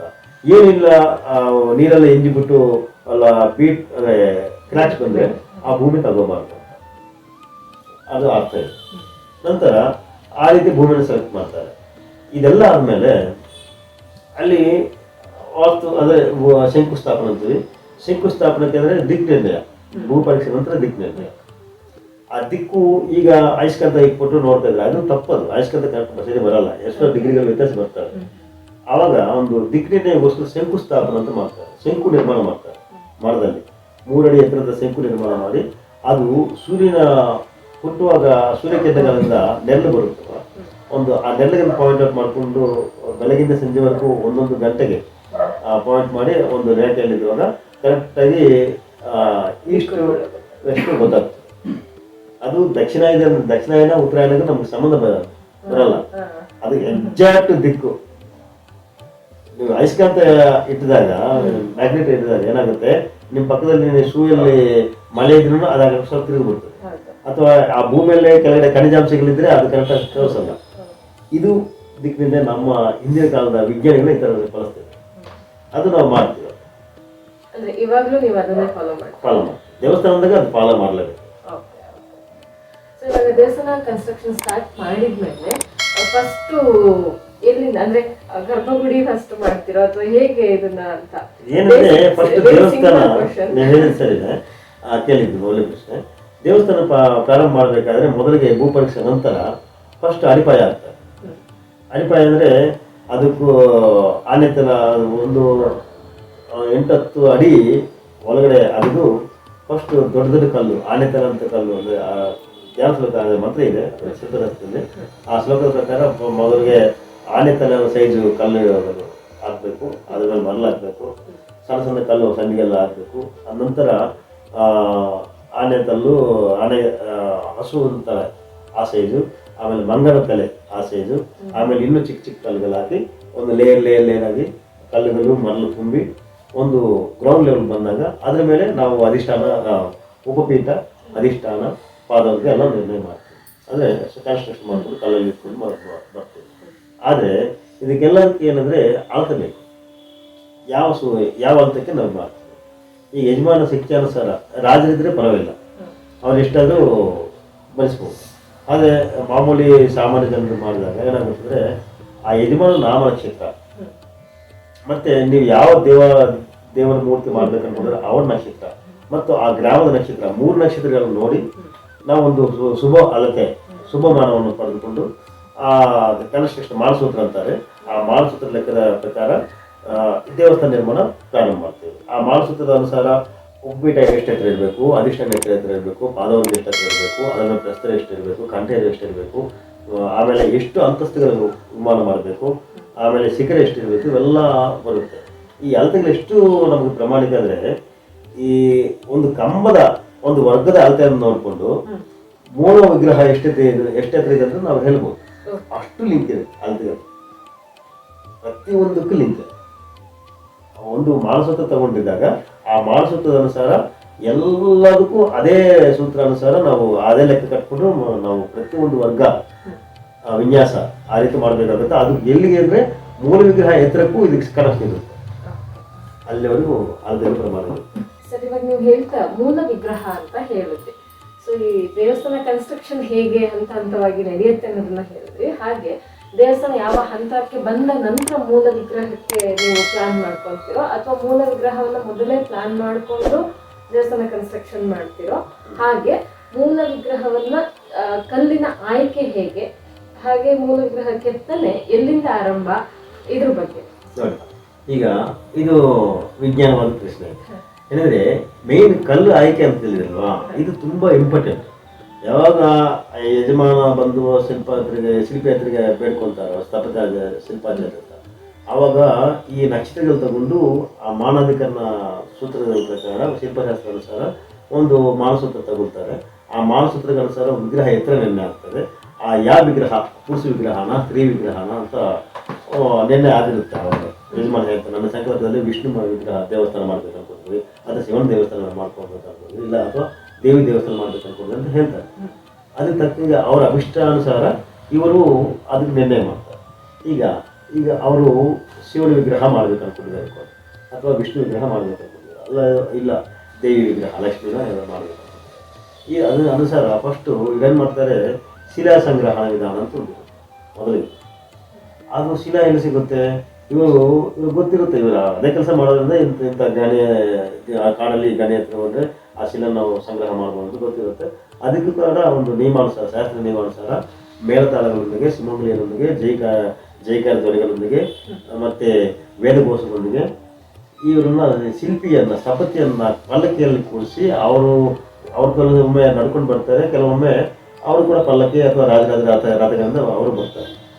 ಇವ್ರಿಗೊಂದು ರಥ ಇರುತ್ತೆ, ಅವ್ರಿಗೊಂದು ರಥ ಇರುತ್ತೆ. ಈ ರೀತಿ ಒಂದು ಮೆರವಣಿಗೆ ಮಾಡಿಕೊಂಡು ಹೋಗ್ತಾರೆ. ನೋಡಿಕೊಂಡು ಹೋಗಿ ಅಲ್ಲಿ ಕ್ಷೇತ್ರಪಾಲಕ ಪೂಜೆ ಇರುತ್ತೆ. ಯಾವ ಸ್ಥಾನದಲ್ಲಿ ಕಲ್ಲಾಗಿ ಅದಕ್ಕೆ ಹೊರತೆಗಿಬೇಕಂತ ನಿರ್ಣಯ ಮಾಡ್ತಾರೆ. ಅಲ್ಲಿ ಕ್ಷೇತ್ರಪಾಲಕ ಪೂಜೆ ಮಾಡ್ತಾರೆ. ಕ್ಷೇತ್ರಪಾಲಕ ಪೂಜೆ ಮಾಡಿದ ನಂತರ ಆ ಕ್ಷೇತ್ರಪಾಲಕನ ಆವಾಹನ ಮಾಡಿ ಅಲ್ಲಿ ನೀವು ವಾಸ ಮಾಡಿರುವಂತಹ ಭೂಮಿಯಲ್ಲಿ ಕಲ್ಲಾದರೆ ಭೂಮಿಯಲ್ಲಿ ತೆಗಿಬೇಕಾದ್ರೆ ಅಲ್ಲಿ ಭೂಮಿ ಒಳಗಡೆ ನಿವಾಸವಾಗಿರುವಂತಹ ಜೀವಿಗಳಾಗಲಿ, ಭೂತ ಪೇತ ಪಿಶಾಚಾದಿ ಗಣಗಳಾಗಲಿ ಎಲ್ಲದಕ್ಕೂ ಉಚ್ಚಾಟನೆ ಮಾಡಬೇಕು, ಹೇಳಬೇಕು. ನಾವು ಇದನ್ನು ಅಗಿಬೇಕು. ಇಲ್ಲೇ ನಿವಸಿಸಿರುವಂತಹ ಎಲ್ಲ ಈ ಜೀವಿಗಳಾಗಲಿ, ಈ ಭೂತ ಪೇತಗಳು ಇವೆಲ್ಲರೂ ನಮಗೆ ಅನುಕೂಲ ಮಾಡಲಿಕ್ಕೋಸ್ಕರ ನೀವು ಇಲ್ಲಿಂದ ಹೊರಟೋಗಿ ಬೇರೆ ಎಲ್ಲರೂ ನೋಡ್ಕೊಳ್ಳಿ ನಿವಾಸ ಅಂತ ಆ ಮಕ್ಕಳ ಸಮೇತ ಹೇಳ್ಬೇಕು. ಅವ್ರು ಹೇಳಿದ ನಂತರ ಈಗ ಕ್ಷೇತ್ರಪಾಲಕ ಆಹ್ವಾನ ಮಾಡ್ತಾರೆ ಒಂದು ಸ್ಥಳದಲ್ಲಿ. ಅಲ್ಲಿ ಕ್ಷೇತ್ರಪಾಲಕ ಹೋಮ ಇರುತ್ತೆ. ಹೋಮ ಇದೆಲ್ಲ ಸ್ಥಪತಿಯೇ ಮಾಡಬೇಕು, ಬೇರೆ ಅನ್ಯ ವೃತ್ತಿಕರು ಮಾಡೋಂಗಿಲ್ಲ. ಅವರು ಸೈಡ್ ನಿಂತ್ಕೊಂಡು ವೇದಘೋಷ ಮಾಡ್ತಾರೆ ಅಷ್ಟೇ. ಇವರು ಹೇಳಿದಾಗ ಈ ಸೂಕ್ತ ಹೇಳಿ ಅಂತ ಹೇಳಿ ಇವರು ಆಜ್ಞೆ ಕೊಟ್ಟಾಗ ಆ ಸೂಕ್ತ ಪಾಲನೆ ಮಾಡ್ತಾ ಇರ್ತಾರೆ. ಇವ್ರ ಜೊತೆ ಅವರನ್ನ ವೃತ್ತಿಗಳು ಕೂಡ ಪಾಲನೆ ಮಾಡ್ತಾ ಇರ್ತಾರೆ. ಜಸ್ಟ್ ಸಪೋರ್ಟಿವ್ ಆಗಿರ್ತಾರೆ ಅಷ್ಟೇ. ಇಲ್ಲಿ ಮಾಡಬೇಕಾಗಿರೋರು ಶಿಲಾ ಸಂಗ್ರಹದಿಂದ ಪ್ರತಿಷ್ಠಾಪನೆವರೆಗೂ ಶಿಲ್ಪಿಯೇ ಮಾಡಬೇಕು. ಅಂದರೆ ಸ್ಥಾಪನಾಚಾರ್ಯ ಇವರು ಸ್ಥಪತಿಯೇ ಮಾಡಬೇಕಾಗುತ್ತೆ. ಇವೆಲ್ಲ ವೇದಕೃತು ಅಂತ. ಈಗ ಶಿಲ್ಪಕೃತು ವೇದಕೃತು ಇವರೇ ಮಾಡಬೇಕು. ಅವರೇನಂದ್ರೆ ಸಹಾಯಕರಾಗಿರ್ತಾರೆ, ವೇದಘೋಷ ಮಂಗಲಕರ, ಆದ್ರಿಂದ ಅವ್ರನ್ನ ಕರ್ಕೊತಾರೆ. ಅವರು ವೇದಘೋಷ ವೇದ ಮಂತ್ರ ಪಾರಾಯಣ ಮಾಡುತ್ತಾ ಬರ್ತಾರೆ. ಮತ್ತೆ ಅಲ್ಲೂ ಆ ಸೂಕ್ತವಾದ ಯಜ್ಞಗಳಿಗೆ ಯಾವ ಮಂತ್ರದಿಂದ ಮಾಡ್ತಾರೋ ಅವ್ರಿಗೆ ಗೊತ್ತಿಲ್ಲಂದ್ರೆ ಅವ್ರು ಸೈಲೆಂಟ್ ಆಗ್ತಾರೆ, ಇವರೇ ಮಾತ್ರ ಉಚ್ಚಾರಣೆ ಮಾಡಿಕೊಂಡು ಇವರು ಆವಿಸ್ ಮಾಡ್ಕೊಳ್ತಾರೆ, ಯಜ್ಞ ಹವನ ಮಾಡಿ ಮತ್ತೆ ಬಲಿ ಪ್ರದಾನ ಮಾಡ್ತಾರೆ. ಅಂದರೆ ಆ ಕ್ಷೇತ್ರಗಳನ್ನು ಬಲಿ ಕೊಟ್ಟು ಎಲ್ಲ ಅಜ್ಜಿಯವರು ಶುರು ಮಾಡ್ತಾರೆ. ಇದೇ ರೀತಿ ಆ ದೇವಸ್ಥಾನ ಬೇಕಾಗಿರೋ ವೃಕ್ಷಗಳು ಕೂಡ ಸಂಗ್ರಹ ಮಾಡಬೇಕಾಗುತ್ತೆ. ಆ ಕಿಟಕಿ ಬಾಗಿಲು ಎಲ್ಲ ಮಾಡಬೇಕಾಗುತ್ತೆ, ಇದು ದರ್ವಾಜ ಎಲ್ಲ. ಅದಕ್ಕೆ ಕೂಡ ಆ ವೃಕ್ಷ ಸಂಗ್ರಹ ಇದೇ ರೀತಿ ಇರುತ್ತೆ. ಆ ವೃಕ್ಷ ಸಂಗ್ರಹಕ್ಕೂ ಸೇಮ್ ಕ್ಷೇತ್ರಪಾಲಕ ಪೂಜೆ ಎಲ್ಲ ಮಾಡಿಕೊಂಡು ಆ ವೃಕ್ಷದ ಮೇಲೆ ವಾಸವಾಗಿರುವಂತಹ ಹಾಕಿಗಳಾಗಲಿ ಎಲ್ಲ ರೀತಿ ಜೀವಿಗಳು, ಸರೀಸೃಪಗಳು, ಹಕ್ಕಿಗಳು ಮತ್ತು ಭೂತ ಪಿತ್ತ ಪಿಶಾಚಿಗಳು ಇರ್ತಾರೆ. ಅದೆಲ್ಲಗೂ ಉದ್ವಾಸನೆ ಮಾಡಿ ಅವಾಗೆಲ್ಲ ನೀವು ಬೇರೆ ಕಡೆ ನಿವಾಸ ನೀವು ನೋಡ್ಕೊಳ್ಳಿ ಅಂತ ಹೇಳ್ಬಿಟ್ಟು ಅದನ್ನು ಉಪವಾಸ ಹೇಳಿ ಅವರೆಲ್ಲ ಇದು ಮಾಡಿ ಉದ್ವಾಸ ಮಾಡಿ ನಾವು ಆಮೇಲೆ ನಂತರ ನಾವು ಆಯ್ಕೆ ಮಾಡಿರುವಂತಹ ವೃಕ್ಷಗಳ ಅಥವಾ ಈ ಕಲ್ಲುಗಳನ್ನು ಹೊರ ತೆಗಿತೀವಿ, ಆ ವೃಕ್ಷಗಳು ಕರೀತೀವಿ. ಅಂದರೆ ಈ ಶಿಲ್ಪಿ ಆಯ್ಕೆ ಮಾಡ್ತಾರೆ, ತೋರಿಸ್ತಾರೆ, ಆ ಕಡೆಯವರು ಬೇರೆ ಇರ್ತಾರೆ. ನೋಡಿ ಎಲ್ಲ ವಿಶ್ವಕರ್ಮ ವಂಶಸ್ಥರು ಮಾಡ್ಬೇಕಂತಿದೆ. ಇಲ್ಲಿ ವಿಶ್ವಕರ್ಮ ವಂಶಸ್ಥರು ಏನು ಮಾಡ್ತಾರೆ, ಆ ವಿಜ್ಞಾನ ತರಿಸ್ತಾರೆ, ವಿಜ್ಞಾನವನ್ನು ಪ್ರದರ್ಶನ ಮಾಡಿ ಆ ವಿಜ್ಞಾನದಲ್ಲಿ ಸೂಚನೆ ಮಾಡ್ತಾರೆ. ಆ ಕಡೆಯವರು ಬೇರೆ ಇರ್ತಾರೆ, ಅಲ್ಲಿ ಶೂದ್ರರು. ಕಿಟಕಿ ಬಾಗಿಲು ಇದೆಲ್ಲವನ್ನು ಯಾರು ಮಾಡ್ಬೇಕೋ ಅವರು ಮಾಡಿದ್ರೆ ಅದು ಕೂಡ ನೋಡಿ, ವಾಸ್ತು ಸಂಬಂಧಪಟ್ಟಿರುವಂತಹ ಗೃಹೋಪಯೋಗಕ್ಕಾಗಿ ಅಥವಾ ದೇವಸ್ಥಾನ ಉಪಯೋಗಕ್ಕಾಗಿ ಮಾಡುವ ಎಲ್ಲ ಪ್ರತಿ ಉಪಕರಣಗಳು ಕೂಡ ವಿಶ್ವಕರ್ಮ ವಂಶಸ್ಥರಿಂದಲೇ ಮಾಡಬೇಕು. ಆವಾಗಲೇ ಮಾಡೋರಿಗೂ ಮಾಡಿಸೋರಿಗೂ ಶುಭ ಉಂಟಾಗುತ್ತೆ. ಆದ್ರಿಂದ ಅವರು ದಿನ ದಿನ ಪ್ರವೃತ್ತಿ ಮಾಡಾಗ್ತಾರೆ, ಅಭಿವೃದ್ಧಿ ಆಗ್ತಾರೆ. ಯಾಕಂದ್ರೆ ಇವರು ಶುಭಕ್ಕಾಗಿ ಮಾನವ ಅಭಿವೃದ್ಧಿಕ್ಕಾಗಿಯೇ ಮೀಸಲ ಹುಟ್ಟಿರುವಂತಹ ಜನಾಂಗ ವಿಶ್ವಕರ್ಮ ವಂಶಸ್ಥರು. ನಾಗರಿಕ ಸಂಸ್ಕೃತಿ ಹೇಗೆ ಬೆಳೆಯಿತು, ವಿಜ್ಞಾನವಾದಂತಹ ಅಂತ ಸಂಸ್ಕೃತಿ ಬೆಳೆಯಲಿಕ್ಕೆ ಕಾರಣನೇ ಇವರು ವಿಜ್ಞಾನದಿಂದನೇ ಎಲ್ಲವನ್ನು ಸೃಷ್ಟಿ ಮಾಡಿ ಒಂದೊಂದು ಆದಿಕಾಲದಿಂದನೂ ನೋಡಿ. ಈಗ ಪಾಶ್ಚಾತ್ಯರು ಕ್ರಿಶ್ಚಿಯನ್ಸ್ ಏನಂತಾರೆ, 2000 ವರ್ಷ ಹಿಂದೆ ನಮ್ಗೇನು ಇರಲಿಲ್ಲ, ಎಲೆಗಳು ಇಟ್ಕೊಂಡು ಇದ್ದಿದ್ದೀವಿ ನಾವು ಅಂತ ಹೇಳ್ತಾರೆ, ಅವ್ರು ಬೈಬಲ್ ಬರ್ಕೊಂಡಿರ್ತಾರೆ. ಆದರೆ ಲಕ್ಷಾಂತರ ವರ್ಷಗಳ ಹಿಂದೆ ಪ್ರಕಾರ ಭಗವದ್ಗೀತೆ ಪ್ರಕಾರ 17 ಲಕ್ಷ ಸತ್ಯಯುಗ, 17 ಲಕ್ಷ ಸಮಥಿಂಗ್ ಇರುತ್ತೆ. ಅಷ್ಟು ವರ್ಷಗಳ ಹಿಂದೆನೇ ನಾವು ರಥಗಳನ್ನು ಉಪಯೋಗ ಬಳಸಿದ್ದೀವಿ, ಆಭರಣಗಳು ಹಾಕೊಂಡಿದ್ವಿ, ರೇಷ್ಮೆ ವಸ್ತ್ರಗಳನ್ನು ನಾವು ಧರಿಸಿದ್ದೀವಿ. ಒಳ್ಳೆ ಸುಖವಂತವಾದ ಮನೆಗಳನ್ನು, ಕೋಟೆಗಳನ್ನು ನಿರ್ಮಾಣ ಮಾಡಿಕೊಂಡು ಅಷ್ಟೊಂದು ವಿಲಾಸವಂತವಾದ ಜೀವನವನ್ನು ನಡೆಸಿದ್ದೇವೆ ನಾವು. ಯಾರು? ಸನಾತನ ಭಾರತೀಯರು, ಸನಾತನ ಧರ್ಮೀಯರು. ಇದು ನಮ್ಮ ಭಾರತದ ಹೈಂದವ ಧರ್ಮದ ವಿಶಿಷ್ಟತೆ. ಹೌದು, ಅದರಲ್ಲಿ ನಾವು ಒಪ್ಕೊಳ್ಳೇಬೇಕು ವೀಕ್ಷಕರೇ. ಇಂದು ನಮ್ಮ ಭಾರತದಲ್ಲಿ ಸಂಸ್ಕೃತ, ಕಲೆ, ಸಾಹಿತ್ಯ ಇದೆಲ್ಲ ಉಳಿಬೇಕು ಅಂತಂದ್ರೆ ವಿಶ್ವಕರ್ಮರ ಕೊಡುಗೆ ಸಾಕಷ್ಟು ಇದೆ. ಅದನ್ನ ನಾವ್ಯಾರು ತೆಗೆದಾಕುವಂತ ಮಾತಲ್ಲ ಅದು. ಸರ್, ಇವಾಗ ವಿಷಯಕ್ಕೆ ಬರೋದಾದ್ರೆ, ದೇವಸ್ಥಾನದಲ್ಲಿ ಗೋಪುರ ಅನ್ನೋದು ಪ್ರಮುಖ ಸ್ಥಾನವನ್ನ ವಹಿಸುತ್ತೆ. ಹಾಗೆ ಯಾವುದೇ ದೇವಸ್ಥಾನಕ್ಕೆ ಹೋದ್ರು ಫಸ್ಟ್ ಕಲಶವನ್ನ ದರ್ಶನ ಮಾಡಿ ಅಂತ ಹೇಳ್ತಾರೆ. ಇದರ ಹಿನ್ನೆಲೆಯಲ್ಲಿ ಇದು ಒಂದು ಒಳ್ಳೆ ವಿಜ್ಞಾನದಾಯಕವಾದ ಪ್ರಶ್ನೆ. ಇದು ಎಲ್ಲರಿಗೂ ಗೊತ್ತಿಲ್ಲ, ಇದು ಯಾರಿಗೂ ಗೊತ್ತಿಲ್ಲ ಆಕ್ಚುಲಿ ಈ ವಿಚಾರ. ಯಾಕಂದ್ರೆ ಕಲಶ ನಮಸ್ಕಾರ ಮಾಡ್ಬೇಕು, ಶಿಖರ ದರ್ಶನ ಮಾಡ್ಬೇಕಂತ ಅನ್ಕೊಳ್ತಾರೆ ಅಂತೇಳಿ, ಅದಕ್ಕಾಗಿ ಯಾಕೆ ಮಾಡ್ಬೇಕು ಎಂಬುದು ಗೊತ್ತಿದ್ದ ವಿಚಾರ. ಒಳ್ಳೆ ಪ್ರಶ್ನೆ ಆಕ್ಚುಲಿ, ಧನ್ಯವಾದ. ನೋಡಿ, ಈಗ ಶಿಲ್ಪಿಗಳು ದೇವಸ್ಥಾನ ಕಟ್ಟೋದಕ್ಕೆ ಒಂದು ಪರಿಕಲ್ಪನೆ ಇದೆ ಅವರಲ್ಲಿ. ಈಗ ದೇವಸ್ಥಾನ ನಿರ್ಮಾಣ ಮಾಡುವಾಗ ಆ ಪ್ಲಾನ್ ನಕ್ಷೆ ತಯಾರಿ ಮಾಡುವಾಗಲೇ ಪ್ರಾಸಾದ ಪುರುಷ, ವಾಸ್ತು ಪುರುಷ ನಿರ್ಣಯ ಮಾಡ್ಕೊತಾರೆ. ವಾಸ್ತು ಪುರುಷ ಅಂದ್ರೆ ಮಲಗಿರ್ತಾರೆ, ಪ್ರಾಸಾದ ಪುರುಷ ನಿಂತಿರ್ತಾರೆ. ಈಗ ಏನು ಗರ್ಭಾಲಯ ಇದೆಯೋ ಆ ಗರ್ಭಾಲಯ ಅಂದ್ರೆ ಅದೇ ವಿಶ್ವಕರ್ಮನ ದೇಹ, ಪರಮಾತ್ಮನ ದೇಹ ಅಂತಾನೆ ವಾಸ್ತು ಪುರುಷ, ಪ್ರಾಸಾದ ಪುರುಷ ಇಬ್ಬರು ಕೂಡ ವಿಶ್ವಕರ್ಮನ ಇನ್ನೊಂದು ಪರ್ಯಾಯ ನಾಮಗಳು. ವಾಸ್ತುಪುರುಷ, ಪ್ರಾಸಾದ ಪುರುಷ ಪುರಾಣದಲ್ಲಿ ಏನಿರುವಂತಹ ಯಾವುದೋ ರಾಕ್ಷಸ ಭೂಮಿಯಲ್ಲಿ ಬೀಳ್ತಾನೆ, ಅಲ್ಲಿ ಅವರು ಮತ್ತೆ ಎದ್ದು ನಿಂತ್ಕೊಂಡ್ರೆ ಎಲ್ಲ ದೇವತೆಗಳು ಯಾವ ಮೂಲ ಕೂತ್ಕೊಳ್ತಾರೆ, ಇದೆಲ್ಲ ಕಲ್ಪಿತ ಕಥೆ. ಆದರೆ ವೇದ ಹೇಳ್ತಿರೋದು ವಾಸ್ತುಪುರುಷ, ಪ್ರಾಸಾದ ಪುರುಷ ಇಬ್ಬರು ಕೂಡ ವಿಶ್ವಕರ್ಮನ ಒಂದು ಅನ್ಯ ಹೆಸರುಗಳು. ಅವರು ಏನಂದ್ರೆ ಪ್ರಾಸಾದ ಪುರುಷ ಅಂದ್ರೆ ಈಗ ನಿಂತಿರುವಾಗ ನೋಡಿ, ಈ ಪಾದಗಳು ನಾನು ಹೇಳಿದ್ದೆ ಹಿಂದೆ ಹೇಳಿದ್ದೆ, ಆ ಸಡಾಧಾರ ಪ್ರತಿಷ್ಠಾಪನೆ ವಿಧಾನ ಅಂತ ಗರ್ಭಗುಡಿ ಮಧ್ಯದಲ್ಲಿ ಮಾಡ್ತಾರೆ. ಅದೇನಂದ್ರೆ ಈ ಯಜಮಾನ ಎತ್ತರ ಅಥವಾ 9 ಅಡಿ ಆಳ ಹಾಗೆದು, ಅಲ್ಲಿಂದ ಆಧಾರ ಶಿಲೆ, ನಪುಂಸಕ ಶಿಲೆ, ಮತ್ತೆ ಶಿಲಾ ಪದ್ಮ, ಶಿಲಾ ಕಳಸ, ಆ ಕಳಸದಲ್ಲಿ ತುಂಬಿರುವಂತಹ ನವರತ್ನಗಳು, ಖನಿಜಗಳು, ಚಿನ್ನ, ಬೆಳ್ಳಿ ಆಭರಣಗಳೆಲ್ಲ ಹಾಕಿ ಅದರ ಮೇಲೆ ಒಂದು ಮುಚ್ಚಳ ಹಾಕಿ ಅದ್ರ ಮೇಲೆ ಪೂರ್ಣ ಒಂದು ಟೋಟೈಸ್ ಆಮೆ, ಶಿಲಾ ಆಮೆ, ನಂತರ ಬೆಳ್ಳಿಯ ಸ್ವರ್ಣ ಕಮಲ, ಅದರ ಮೇಲೆ ಸ್ವರ್ಣ ಆಮೆ, ಮತ್ತೆ ಅದರ ಮೇಲೆ ಒಂದು ಶಂಕು ಸ್ಥಾಪನೆ ಮಾಡಿ ಅದನ್ನ ಈ ಅಡಿಯಿಂದ ವಿಗ್ರಹ ಸ್ಥಾನ ಇರುತ್ತಲ್ವ ಆ ವಿಗ್ರಹ ಪೀಠಕ್ಕೆ ಸಂಧಾನ ಮಾಡ್ತಾರೆ. ಇದು ಷಡಾಧಾರ ಪ್ರತಿಷ್ಠಾಪನೆ ವಿಧಾನ ಅಂತ. ಅಲ್ಲಿ ಏನು ಆಧಾರ ಶಿಲೆ ಕೆಳಗಿಟ್ಟಿದೆ 9 ಅಡಿ ಅದು ಪ್ರಾಸಾದ ಕೃಷ್ಣ ಪಾದ ಇದೆ. ಅಲ್ಲಿಂದ ಸೊಂಟ ಮೇಡ್ರ ನಂತರ ನಾಭಿ, ಅದು ಗರ್ಭ ಪ್ರದೇಶ ಏನಿದೆಯೋ ಆ ಗರ್ಭ ಎಲ್ಲ ಕೂಡ ಗರ್ಭಾಲಯದ ಗರ್ಭ. ಆ ಪ್ರಾಸಾದ ಕೃಷ್ಣ ವಿಶ್ವಕರ್ಮನ ಗರ್ಭವೇ ಗರ್ಭಾಲಯ. ಆಮೇಲೆ ಭುಜಗಳು ಪ್ರಸ್ತರ ಅಂತೀವಲ್ವಾ, ಆ ಪ್ರಸ್ತರ. ನಂತರ ಈ ಕಂಠ, ಅದಕ್ಕೂ ಕಂಠ ಅಂತ ಕರೀತಾರೆ. ಯಾಕೆ ಈ ವ್ಯಾಸದ ಪುರುಷನ ಅಂಗಗಳು ಪಾದ, ಉದರ, ವಕ್ಷಸ್ಥಲ, ಭುಜಗಳು, ಆಮೇಲೆ ಕಂಠ, ಮುಖಕ್ಕೆ ಶಿಖರ ಅಂತ. ನಂತರ ಕಿರೀಟ ಇರುತ್ತೆ, ಕಿರೀಟ ಸ್ತೂಪ. ಈಗ ನೋಡಿ ಸಂಪೂರ್ಣ ಅವರ ವಿಗ್ರಹ ಅಲ್ಲಿ ನಮ್ಗೆ ವಿಗ್ರಹ ದೇವಾಲಯ ರೂಪದಲ್ಲಿ ಕಂಡು ಬಂತಲ್ವ. ಕಿರೀಟ, ಮುಖ, ಕಂಠ, ಭುಜಗಳು, ವಕ್ಷಸ್ಥಲ, ಹೃದಯ, ಗರ್ಭ, ಆಮೇಲೆ ಮೇಡ್ರ ಮೂಲದಿಂದ ಪಾದಗಳು ನಮ್ಗೆ ಕಾಣಿಸುತ್ತೆ, ಭೂಮೂಲಕ್ಕೆ ಅರ್ಥ ಆಯ್ತಾ. ಇಡೀ ಆ ದೇಹವೇ ವಿಶ್ವಕರ್ಮ ಪರಮಾತ್ಮದಾದ್ರೆ ಆ ಗರ್ಭದಲ್ಲಿ ಇದ್ರೇನು ಇಲ್ದಿದ್ರೇನು ಅರ್ಥ ಆಯ್ತಾ. ಈಗ ವಾಸ್ತುಪುರುಷ ನೋಡೋಣ. ವಾಸ್ತುಪುರುಷ ಹೇಗೆ ಮಲಗಿದ್ದಾಗ ಅವರು ಭೂಮಧ್ಯ ಸ್ಥಾನ ಏನಿದೆಯೋ ಅಲ್ಲಿ ಗರ್ಭಗುಡಿ ನಿರ್ಮಾಣ ಮಾಡ್ತಾರೆ. ಈಗ ಈ ಬಾಹುಗಳೇ ಪ್ರಾಹಾರ ಅಂತ, ಈ ಪಾದಗಳು ರಾಜಗೋಪುರ. ಅಂದ್ರೆ ಕಾಂಪೌಂಡ್ ಅಲ್ಲಿ ಒಂದು ರಾಜಗೋಪುರ ಬರ್ತದಲ್ವ, ರಾಜಗೋಪುರ. ಮರ್ಮಸ್ಥಾನ ಧ್ವಜಸ್ತಂಭ, ಬಲಿಪೀಠ ಅಂತ ಮುಂದಿನ ವಾಹನ ಮಂಟಪ. ನಂತರ ಈಗ ಈ ಮುಖ ಆಯ್ತಲ್ವಾ, ಗರ್ಭಗುಡಿ ಭೂಮಧ್ಯ, ಅದು ಮುಖ ಎಲ್ಲ ಗರ್ಭಗುಡಿ ಆಗ್ತದೆ, ಅಂದ್ರೆ ವಿಗ್ರಹಸ್ಥಾನ ಭೂಮಧ್ಯ. ನಂತರ ಕಂಠನೇ ಅದು ಅಂತರಾಳ ಅಂತ ಕರಿತೀವಿ. ಗರ್ಭಗುಡಿ ನಂತರ ಅಂತರಾಳ ಬರುತ್ತೆ, ಅಂತರಾಳ ಕಂಠ. ನಂತರ ಛಾತಿ ಭಾಗ ಮುಖ ಮಂಟಪ. ಆಮೇಲೆ ಈ ಹೃದಯ ಹೊಟ್ಟೆ ಭಾಗ ಅದು ಮಹಾಮಂಟಪ ಅಂತೀವಿ. ಮರ್ಮಸ್ಥಾನ ಅಲ್ಲಿ ವಾಹನ ಮಂಟಪ ಇರುತ್ತೆ. ನಂತರ ಬಲಿಪೀಠ ಇರುತ್ತೆ, ಬಲಿಪೀಠ ನಂತರ ಧ್ವಜಸ್ತಂಭ.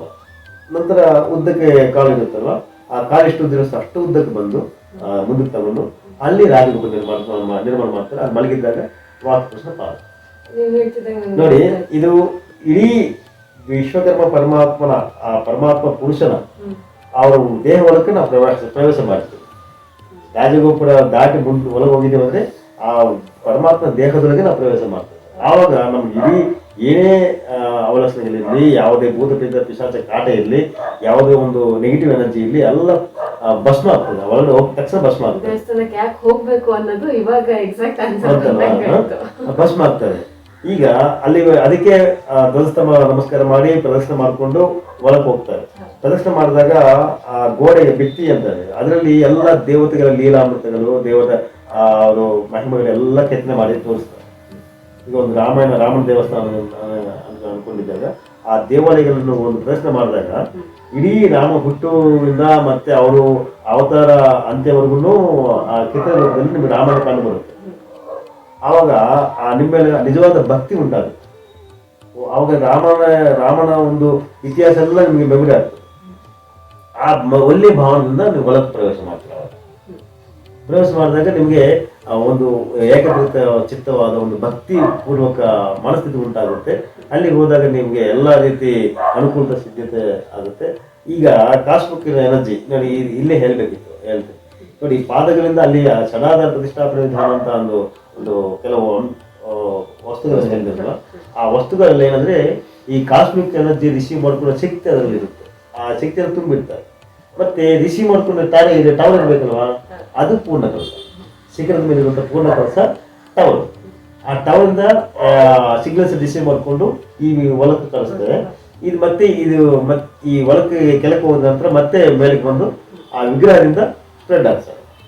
ನೀವು ಯಾವಾಗ ಆ ಹೊಲಕ್ಕೂ ಗರ್ಭಾಲಯ ಜಾತ್ರೆಗೆ ಹೋಗ್ತೀರೋ ಅದನ್ನ ಆ ಎನರ್ಜಿ, ಆ positive energy, cosmic energy, spiritual energy ಏನಿದೆಯೋ ಅದನ್ನ ನಿಮ್ಮ ಮೈಗೆ ತಾಕುತ್ತೆ. ಯಾವಾಗ ನಿಮ್ಮ ಮೈಗೆ ತಾಕುತ್ತೋ ಆವಾಗ ನಿಮ್ಮಲ್ಲಿ ಇರುವಂತಹ ಎಲ್ಲ ಪೀಡ ಪರಿಹಾರ ಆಗುತ್ತೆ.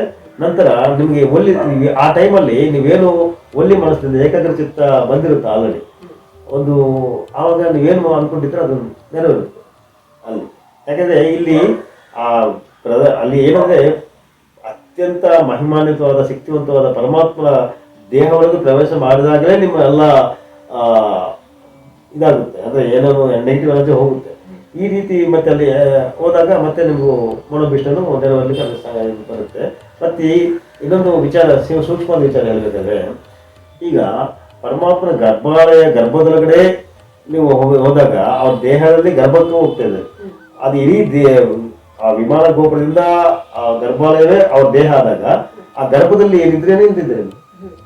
ಅದಕ್ಕೆ ಉದಾಹರಣೆ ಈ ಮೊದಲು ಹೇಳ್ಕೊತೀವಿ ತಂಜಾವೂರು ಅಂತ. ತಂಜಾವೂರು ನಟರಾಜ ಸ್ವಾಮಿ ದೇವಸ್ಥಾನ, ಅದು ಆಕಾಶಲಿಂಗ ಅಂತಾರೆ. ಆಕಾಶಲಿಂಗ ಅಂದ್ರೆ ರೂಪ ಇಲ್ಲ ಅಲ್ವಾ, ಅದೇ ಗರ್ಭದಲ್ಲಿ ಯಾವುದೇ ವಿಗ್ರಹನೇ ಇರಲ್ಲ.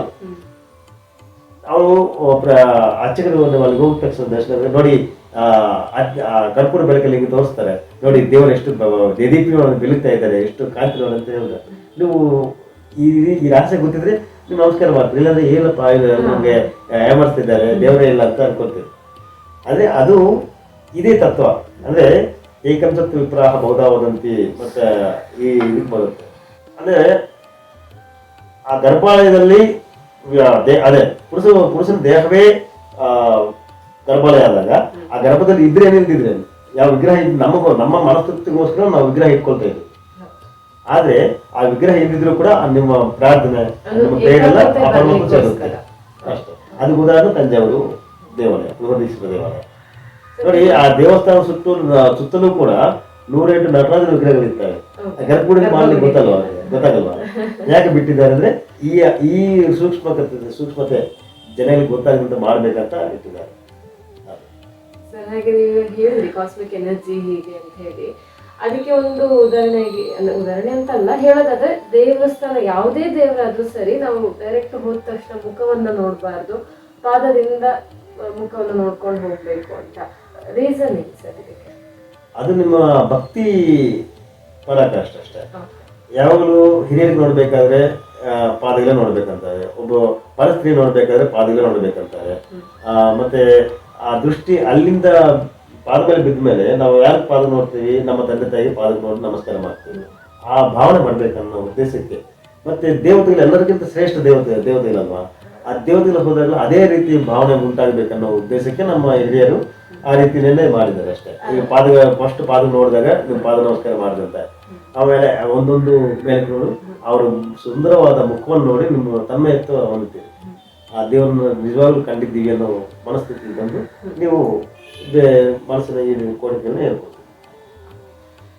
ಸರ್, ಹಾಗೆ ಇವಾಗ ಒಂದು ದೇವಸ್ಥಾನ ಕನ್ಸ್ಟ್ರಕ್ಷನ್ ಅಂತ ಬಂದಾಗ ಇಂತಿಂತ ದಿಕ್ಕಲ್ಲಿ ಈ ವಸ್ತುಗಳನ್ನ ಇಡಬೇಕು ಅಥವಾ ಈ ದೇವರನ್ನ ಈ ದಿಕ್ಕಿನಲ್ಲೇ ಪ್ರತಿಷ್ಠಾಪನೆ ಮಾಡಬೇಕು, ನವಗ್ರಹವನ್ನು ಎಲ್ಲೆಲ್ಲೋ ಮಾಡುವಂತಿಲ್ಲ, ಈ ತರದೆಲ್ಲ ಒಂದಿಷ್ಟಿದೆ. ಹಾಗೆ ದೇವಸ್ಥಾನ ಅಂದಾಗ ಯಾವ ದಿಕ್ಕಲ್ಲಿ ಏನೇನು ಬರುತ್ತೆ ನೋಡಿ, ಇದು ಕೇಳ್ಬೇಕಂದ್ರೆ ಅದು ಶಾಸ್ತ್ರಾನುಸಾರನೂ ಮಾಡಬೇಕಾಗುತ್ತೆ. ಶಿಲ್ಪಶಾಸ್ತ್ರದಲ್ಲಿ ದೇವತಾ ಸ್ಥಾನ ನಿರ್ಣಯಗಳಂತ ಒಂದು ಅಧ್ಯಯನ ಇರುತ್ತೆ.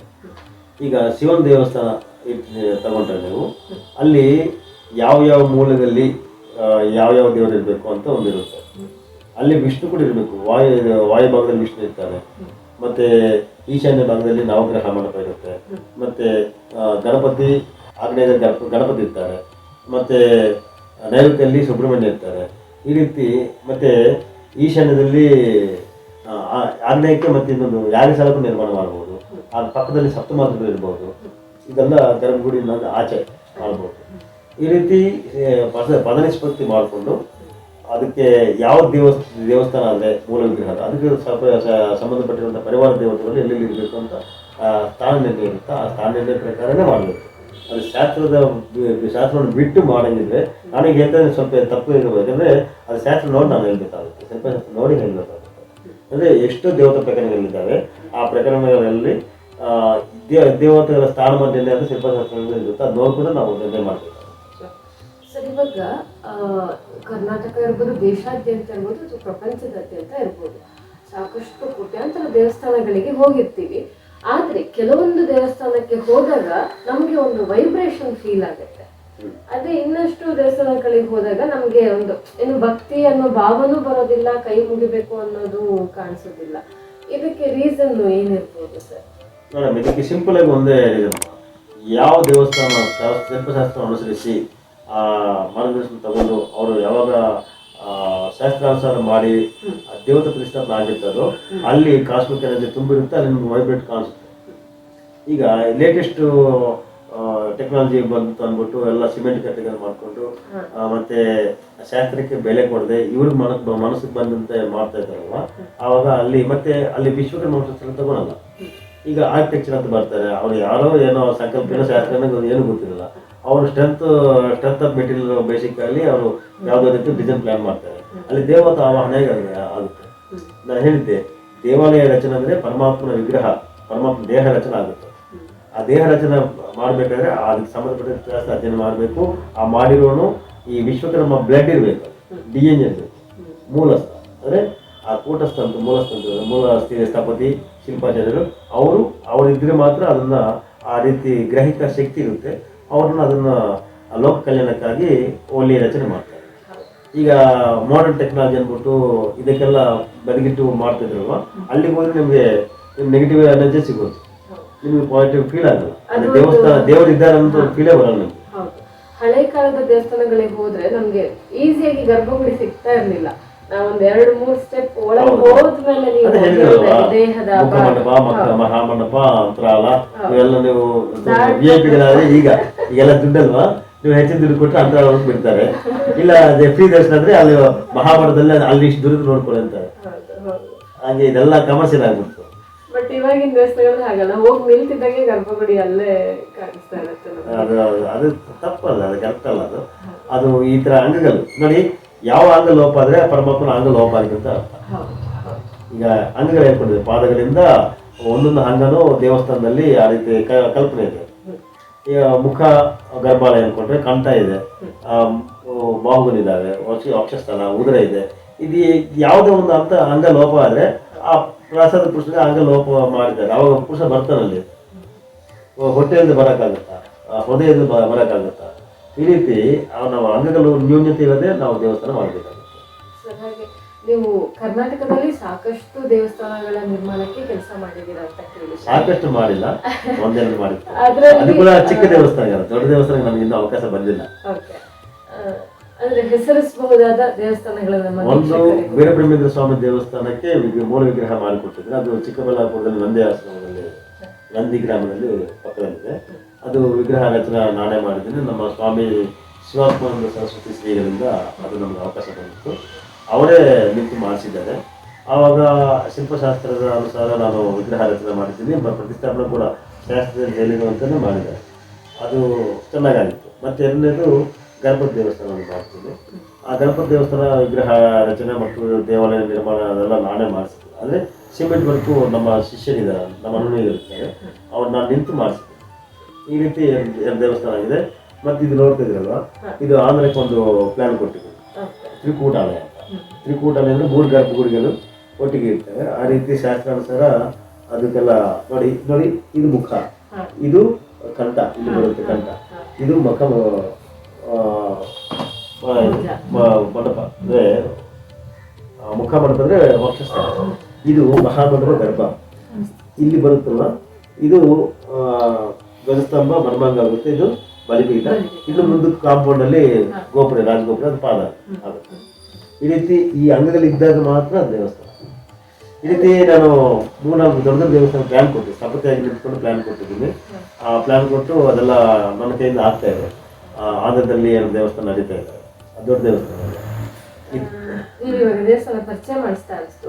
ಸಾಕಷ್ಟು ಜನರು ಹೇಳ್ತಾರೆ, ನಾವು ಹೊರಗಡೆ ಧ್ವಜಸ್ತಂಭ ಇರುತ್ತಲ್ಲ, ಧ್ವಜಸ್ತಂಭದಲ್ಲಿ ಬಗ್ಗಿ ನಮಸ್ಕಾರ ಮಾಡ್ಬೇಕು, ಒಳಗಡೆ ಹೋದ್ಮೇಲೆ ಮಂಡಿ ಊರಿ ನಮಸ್ಕಾರ ಮಾಡಬಾರ್ದು ಅಂತ. ಅಂದ್ರೆ ಕೆಲವೊಂದಿಷ್ಟು ನಂಬಿಕೆ ಇದೆ. ಇದು ನಂಬಿಕೆ ಇದೆ, ಅದು ಆಕ್ಚುಲಿ ಹಂಗೇನಿಲ್ಲ. ಕೆಲವು ದೇವಸ್ಥಾನ ಪ್ರದಕ್ಷಿಣಾ ಕ್ರಮದಲ್ಲಿ ಕೂಡ ವ್ಯತ್ಯಾಸ ಇರುತ್ತೆ. ಶಿವಾಲಯಕ್ಕೆ ಪ್ರದಕ್ಷಿಣಾ ವಿಧಿ ಬೇರೆ ಇದೆ, ವಿಷ್ಣುವಾಲಯಕ್ಕೆ ಪ್ರದಕ್ಷಿಣಾ ವಿಧಿ ಬೇರೆ ಇದೆ. ಸಾಷ್ಟಾಂಗ ನಮಸ್ಕಾರ ಮಾಡಬೇಕಾದ್ರೆ ಅಲ್ಲಿ ಜನಗಳು ತೊಂದರೆ ಆಗ್ತದೆ. ಅಲ್ಲಿ ಗರ್ಭಾಲಯ ಹತ್ರ ಸಾಷ್ಟಾಂಗ ನಮಸ್ಕಾರ ಮಾಡಿಕೊಂಡು ಕೂತ್ಕೊಂಡು ನಿಂತ್ಕೊಂಡ್ಬಿಟ್ರೆ ಅಲ್ಲಿ ಬಡವರಿಗೆ ತೊಂದರೆ ಆಗ್ತದೆ ಅಂದ್ಬಿಟ್ಟು ಅಲ್ಲಿ ಒಂದು ಕಲ್ಲಲ್ಲೇ ನಮಸ್ಕಾರ ಮಾಡಬೇಕಾದ್ರೆ ಚಿತ್ರಣ ಮಾಡಿಟ್ಟಿರ್ತಾರೆ. ಅದು ದೇವಸ್ಥಾನದಲ್ಲಿ ಸಾಷ್ಟಾಂಗ ನಮಸ್ಕಾರ ಮಾಡಬೇಕು. ಅಲ್ಲಿ ಹೋಗಿ ನಿಂತ್ಕೊಂಡು ಆ ರೂಪವನ್ನು ಮನಸಾರ ನೋಡಿ ಆ ಮನಸ್ಸು ಹೃದಯದಲ್ಲಿ ತುಂಬಿಕೊಳ್ಬೇಕನ್ನೋ ಉದ್ದೇಶಕ್ಕೆ ಅಲ್ಲಿ ಅದು ಶಾಸ್ತ್ರ ಆ ಥರ ಇರುತ್ತೆ. ಮತ್ತೆ ಗರ್ಭಾಲಯ ಹತ್ರವಾದ ಕಣ್ಣು ಮುಚ್ಕೊಂಡು ನಮಸ್ಕಾರ ಮಾಡಬಾರ್ದು, ಕಣ್ಣು ತುಂಬ ನೋಡ್ಕೊಂಡು ಆ ರೂಪವನ್ನು ಮನಸ್ಸನ್ನು ಪ್ರತಿಷ್ಠಾಪನೆ ಮಾಡಬೇಕು. ಅಂದ್ರೆ ನಾನು ಯಾಕೆ ಇದನ್ನ ಕೇಳಿದೆ ಅಂದ್ರೆ ನನ್ನ ಸ್ನೇಹಿತೆ ಒಬ್ಳು ಹೇಳಿದ್ದು ನನಗೆ, ಇದು ನಾವು ಧ್ವಜಸ್ತಂಭದ ಹತ್ರನೇ ಬಗ್ಗಿ ನಮಸ್ಕಾರ ಮಾಡ್ಬೇಕು. ಯಾಕೆ ಅಂದ್ರೆ ಒಳಗಡೆ ಹೆಂಗಸರು ಬಗ್ಗಿ ನಮಸ್ಕಾರ ಮಾಡ್ತಾರೆ, ಗಂಡಸರು ಸಾಷ್ಟಾಂಗ ನಮಸ್ಕಾರ ಮಾಡ್ತಾರೆ. ಒಳಗಡೆ ಸಾಕಷ್ಟು ಭಕ್ತರು ಎಲ್ಲರೂ ಬಂದಿರ್ತಾರೆ, ಅವರ ನೋವುಗಳನ್ನ ಎಲ್ಲ ಹೊರಗೆ ಹಾಕಿರ್ತಾರೆ ದೇವಸ್ಥಾನದ ಒಳಗಡೆ. ಸೊ ನಾವು ಬಗ್ಗೆ ನಮಸ್ಕಾರ ಮಾಡಿದಾಗ ಅದೆಲ್ಲ ನಮ್ಗೆ ಅಂಟ್ಕೊಳತ್ತೆ, ಹಾಗಾಗಿ ಹೊರಗಡೆ ನಮಸ್ಕಾರ ಮಾಡ್ಬೇಕು ಅಂತ ಹೇಳಿತ್ತು. ಅಲ್ಲಿ ಕೂಡ ನಮಸ್ಕಾರ ಮಾಡ್ಬೋದು, ಏನಿದೆ ಅಂದ್ರೆ ಇನ್ನು ಬರೋ ಭಕ್ತರಿಗೆಲ್ಲ ಅಲ್ಲಿ ಜಾಸ್ತಿ ಇರ್ತಾರಲ್ವಾ, ಅಲ್ಲಿ ನಿಮ್ ಸಾಷ್ಟಾಂಗ ನಮಸ್ಕಾರ ಮಾಡಿದಾಗ ಇನ್ನೊಬ್ರು ತೊಂದರೆ ಆಗ್ತದೆ.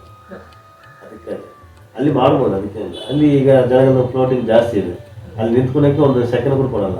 ಈಗ ದೊಡ್ಡ ದೊಡ್ಡ ದೇವಸ್ಥಾನ ಅಲ್ಲಿ ನೀವು ಸಾಷ್ಟಾಂಗ ನಮಸ್ಕಾರ ಮಾಡ್ಕೊಂತ ಆಗುತ್ತಾ, ಅದಕ್ಕಾಗಿ ಈ ದೇವಸ್ಥಾನದಲ್ಲಿ ಸಾಕಷ್ಟು ಪ್ಲೇಸ್ ಇರುತ್ತೆ, ನೀವು ಮಾಡ್ಕೊಳಕ್ಕೆ. ಸರ್, ಇವಾಗ ನಮ್ಮ ವೀಕ್ಷಕರಿಗೆ ಒಂದು ಡೌಟ್ ಬರ್ಬೋದು, ಇವರು ಕನ್ನಡ ಯಾಕೋ ಸ್ವಲ್ಪ ಎಲ್ಲೋ ಮಿಸ್ ಹೊಡಿತಾ ಇದೆಯಲ್ಲ ಅಂತೇಳಿ. ಆಕ್ಚುಲಿ ಮೂಲತಃ ಇವರು ಕರ್ನಾಟಕದವರಲ್ಲ, ಆಂಧ್ರ ಪ್ರದೇಶದವರು, ಒರಿಸ್ಸಾ ಬಾರ್ಡರ್ ಹತ್ರದಲ್ಲಿ ಇದ್ದವರು. ನಮ್ಮ ಕರ್ನಾಟಕಕ್ಕೆ ಬಂದು 18 ವರ್ಷಗಳು ಕಳೆದಿದೆ. ಇವರ ತಂದೆ ಕೂಡ ವಾಸ್ತುಶಿಲ್ಪಿಗಳಾಗಿದ್ರು. ಸೊ ಇವರ ಕುಟುಂಬ ಸಮೇತ ಇವಾಗ ಕರ್ನಾಟಕದಲ್ಲೇ ನೆಲೆಸಿದ್ದಾರೆ, ಕನ್ನಡವನ್ನು ಅದ್ಭುತವಾಗಿ ಕಲ್ತಿದ್ದಾರೆ. ಸರ್ ಹೇಳಿ ಸರ್, ನಿಮ್ಮ ಕುಟುಂಬದ ಬಗ್ಗೆ ಹೇಳಿ ಸರ್. ನೋಡಿ ಸರ್, ನಮಸ್ಕಾರ ವೀಕ್ಷಕರಿಗೆ. ನಾನು ಮೂಲತಃ ಆಂಧ್ರದವರು, ಆಂಧ್ರದಲ್ಲಿ ಹುಟ್ಟಿ ಬೆಳೆದಿದ್ದೀನಿ. ಅಲ್ಲೇ PUC ವರೆಗೂ ಓದಿದ್ದೀನಿ. ಓದ ನಂತರ ಉತ್ತಮ ವ್ಯಾಸಂಗಕ್ಕೆ ಅಲ್ಲಿ ನನಗೆ ಅವಕಾಶ ಸಿಗಲಿಲ್ಲ. ಯಾಕಂದರೆ ನನ್ನ ಚಿಕ್ಕ ಪ್ರಾಯದಲ್ಲಿ ನಮ್ಮ ತಂದೆಯನ್ನು ಕಳ್ಕೊಂಡಿದ್ದೆ. ನನಗೆ 10 ವರ್ಷ 5 ತರಗತಿ. ಆವಾಗ ನಾನು ಇದ್ದ ತಮ್ಮದಿಗೆ ಸಾಕಿಕೊಂಡು ನಾನು ಓದ್ಕೊಂಡು ಹಂಗೆ ಬೆಳ್ಕೊಂಡು ಬಂದಿದ್ದೆ. ಅದ್ರ ಜೊತೆ ನಾವು ಶಿಲ್ಪಕಲೆಯನ್ನು ಕೆಲಸವನ್ನು ಮಾಡಿಕೊಳ್ಳುತ್ತಾನೆ ನಮ್ಮ ಕುಟುಂಬ ಪೋಷಣೆ ಮಾಡ್ತಿದ್ದೆ. ಆವಾಗ ಆ ಸಮಯದಲ್ಲಿ ನಮ್ಮ ಸೋದರ ಮಾವಂದರು ಸ್ವಲ್ಪ ಸಹಾಯ ಮಾಡಿದ್ದಾರೆ. ಅವರು ಒಂದು 5 ವರ್ಷ ನಾನು ಸ್ವಲ್ಪ 10ನೇ ತರಗತಿ 8ನೇ ಕ್ಲಾಸ್ವರೆಗೂ ಹೋಗೋವರೆಗೂ ಅವ್ರು ಸಹಾಯ ಮಾಡಿದಾಗ, ಆಮೇಲೆ ನಾನು ಸ್ವಂತ ಕೆಲಸ ಮಾಡಿಕೊಂಡು ನಾನು ಸ್ಕೂಲ್ಗೆ ಹೋಗುತ್ತಾ ಈ ರೀತಿ ಸಾಧನೆ ಮಾಡ್ಕೊಂಡು ಬಂದಿದ್ದೇನೆ. ತುಂಬ ಕಷ್ಟದ ಜೀವನ ನಮ್ಮದು, ಆ ರೀತಿ ಜೀವನ ಮಾಡ್ಕೊಂಡು ಬಂದಿದ್ದೀವಿ. ನಂತರ 25 ವರ್ಷಕ್ಕೆ ಮದುವೆ ಆಯಿತು. ಮದುವೆ ಆದ ನಂತರ 2 ಮಕ್ಕಳಾದರೂ 8ನೇ ಸಂತಾನ ಗಂಡು ಮಗು ಹುಟ್ಟಿದ ನಂತರ 9 ತಿಂಗಳಿಗೆ ನಾನು ಬೆಂಗಳೂರು ಬಂದಿದ್ದೆ. ಯಾಕಂದರೆ ನಮ್ಮ ಇಲ್ಲಿ ನೆಂಟರಿದ್ದಾರೆ, ಅವರು ನಾನು ಮಾಡಿರುವಂತಹ ಶಿಲ್ಪಕೃತಿಗಳು ನೋಡಿ ನಿಮಗೆ ಈ ರೀತಿ ಕೃತಿಗಳು ಕರ್ನಾಟಕದಲ್ಲಿ ತುಂಬ ಬೇಡಿಕೆ ಇದೆ ನೋಡಿ, ಅಲ್ಲಿ ಯಾಕೆ ಬರ್ಬೋದು ಅಂತ ಹೇಳಿದಾಗ ನಾನು ನೋಡಿ ಬರೋಣ ಅಂತ ಒಂದು ಪ್ರಯತ್ನ ಮಾಡಿ ಆವಾಗ ಬಂದ ಮೇಲೆ ನಾನು ಕೆಲಸ ಪ್ರಾರಂಭ ಮಾಡಿದೆ. ಭಗವಂತನ ಅನುಗ್ರಹದಿಂದ ನಮ್ಮ ಗುರುಗಳು ಡಾಕ್ಟರ್ G ಜ್ಞಾನವಂತರು ಪರಿಚಯ ಆಗಿತ್ತು. ಆದಮೇಲೆ ಅವರು ನಮ್ಮ ಗುರುಗಳಿಗೆ ಬನ್ನಿ ನೀವು ಕಲಿತೀರ ಅಂತಾಗ ನಾನು ಆ ಗುರುಕುಲದಲ್ಲಿ ಸೇರಿಕೊಂಡು ನಾನು ಶಿಲ್ಪಶಾಸ್ತ್ರದಲ್ಲಿ ಅಧ್ಯಯನ ಮಾಡಲಿಕ್ಕೆ ಪ್ರಾರಂಭ ಮಾಡಿದೆ.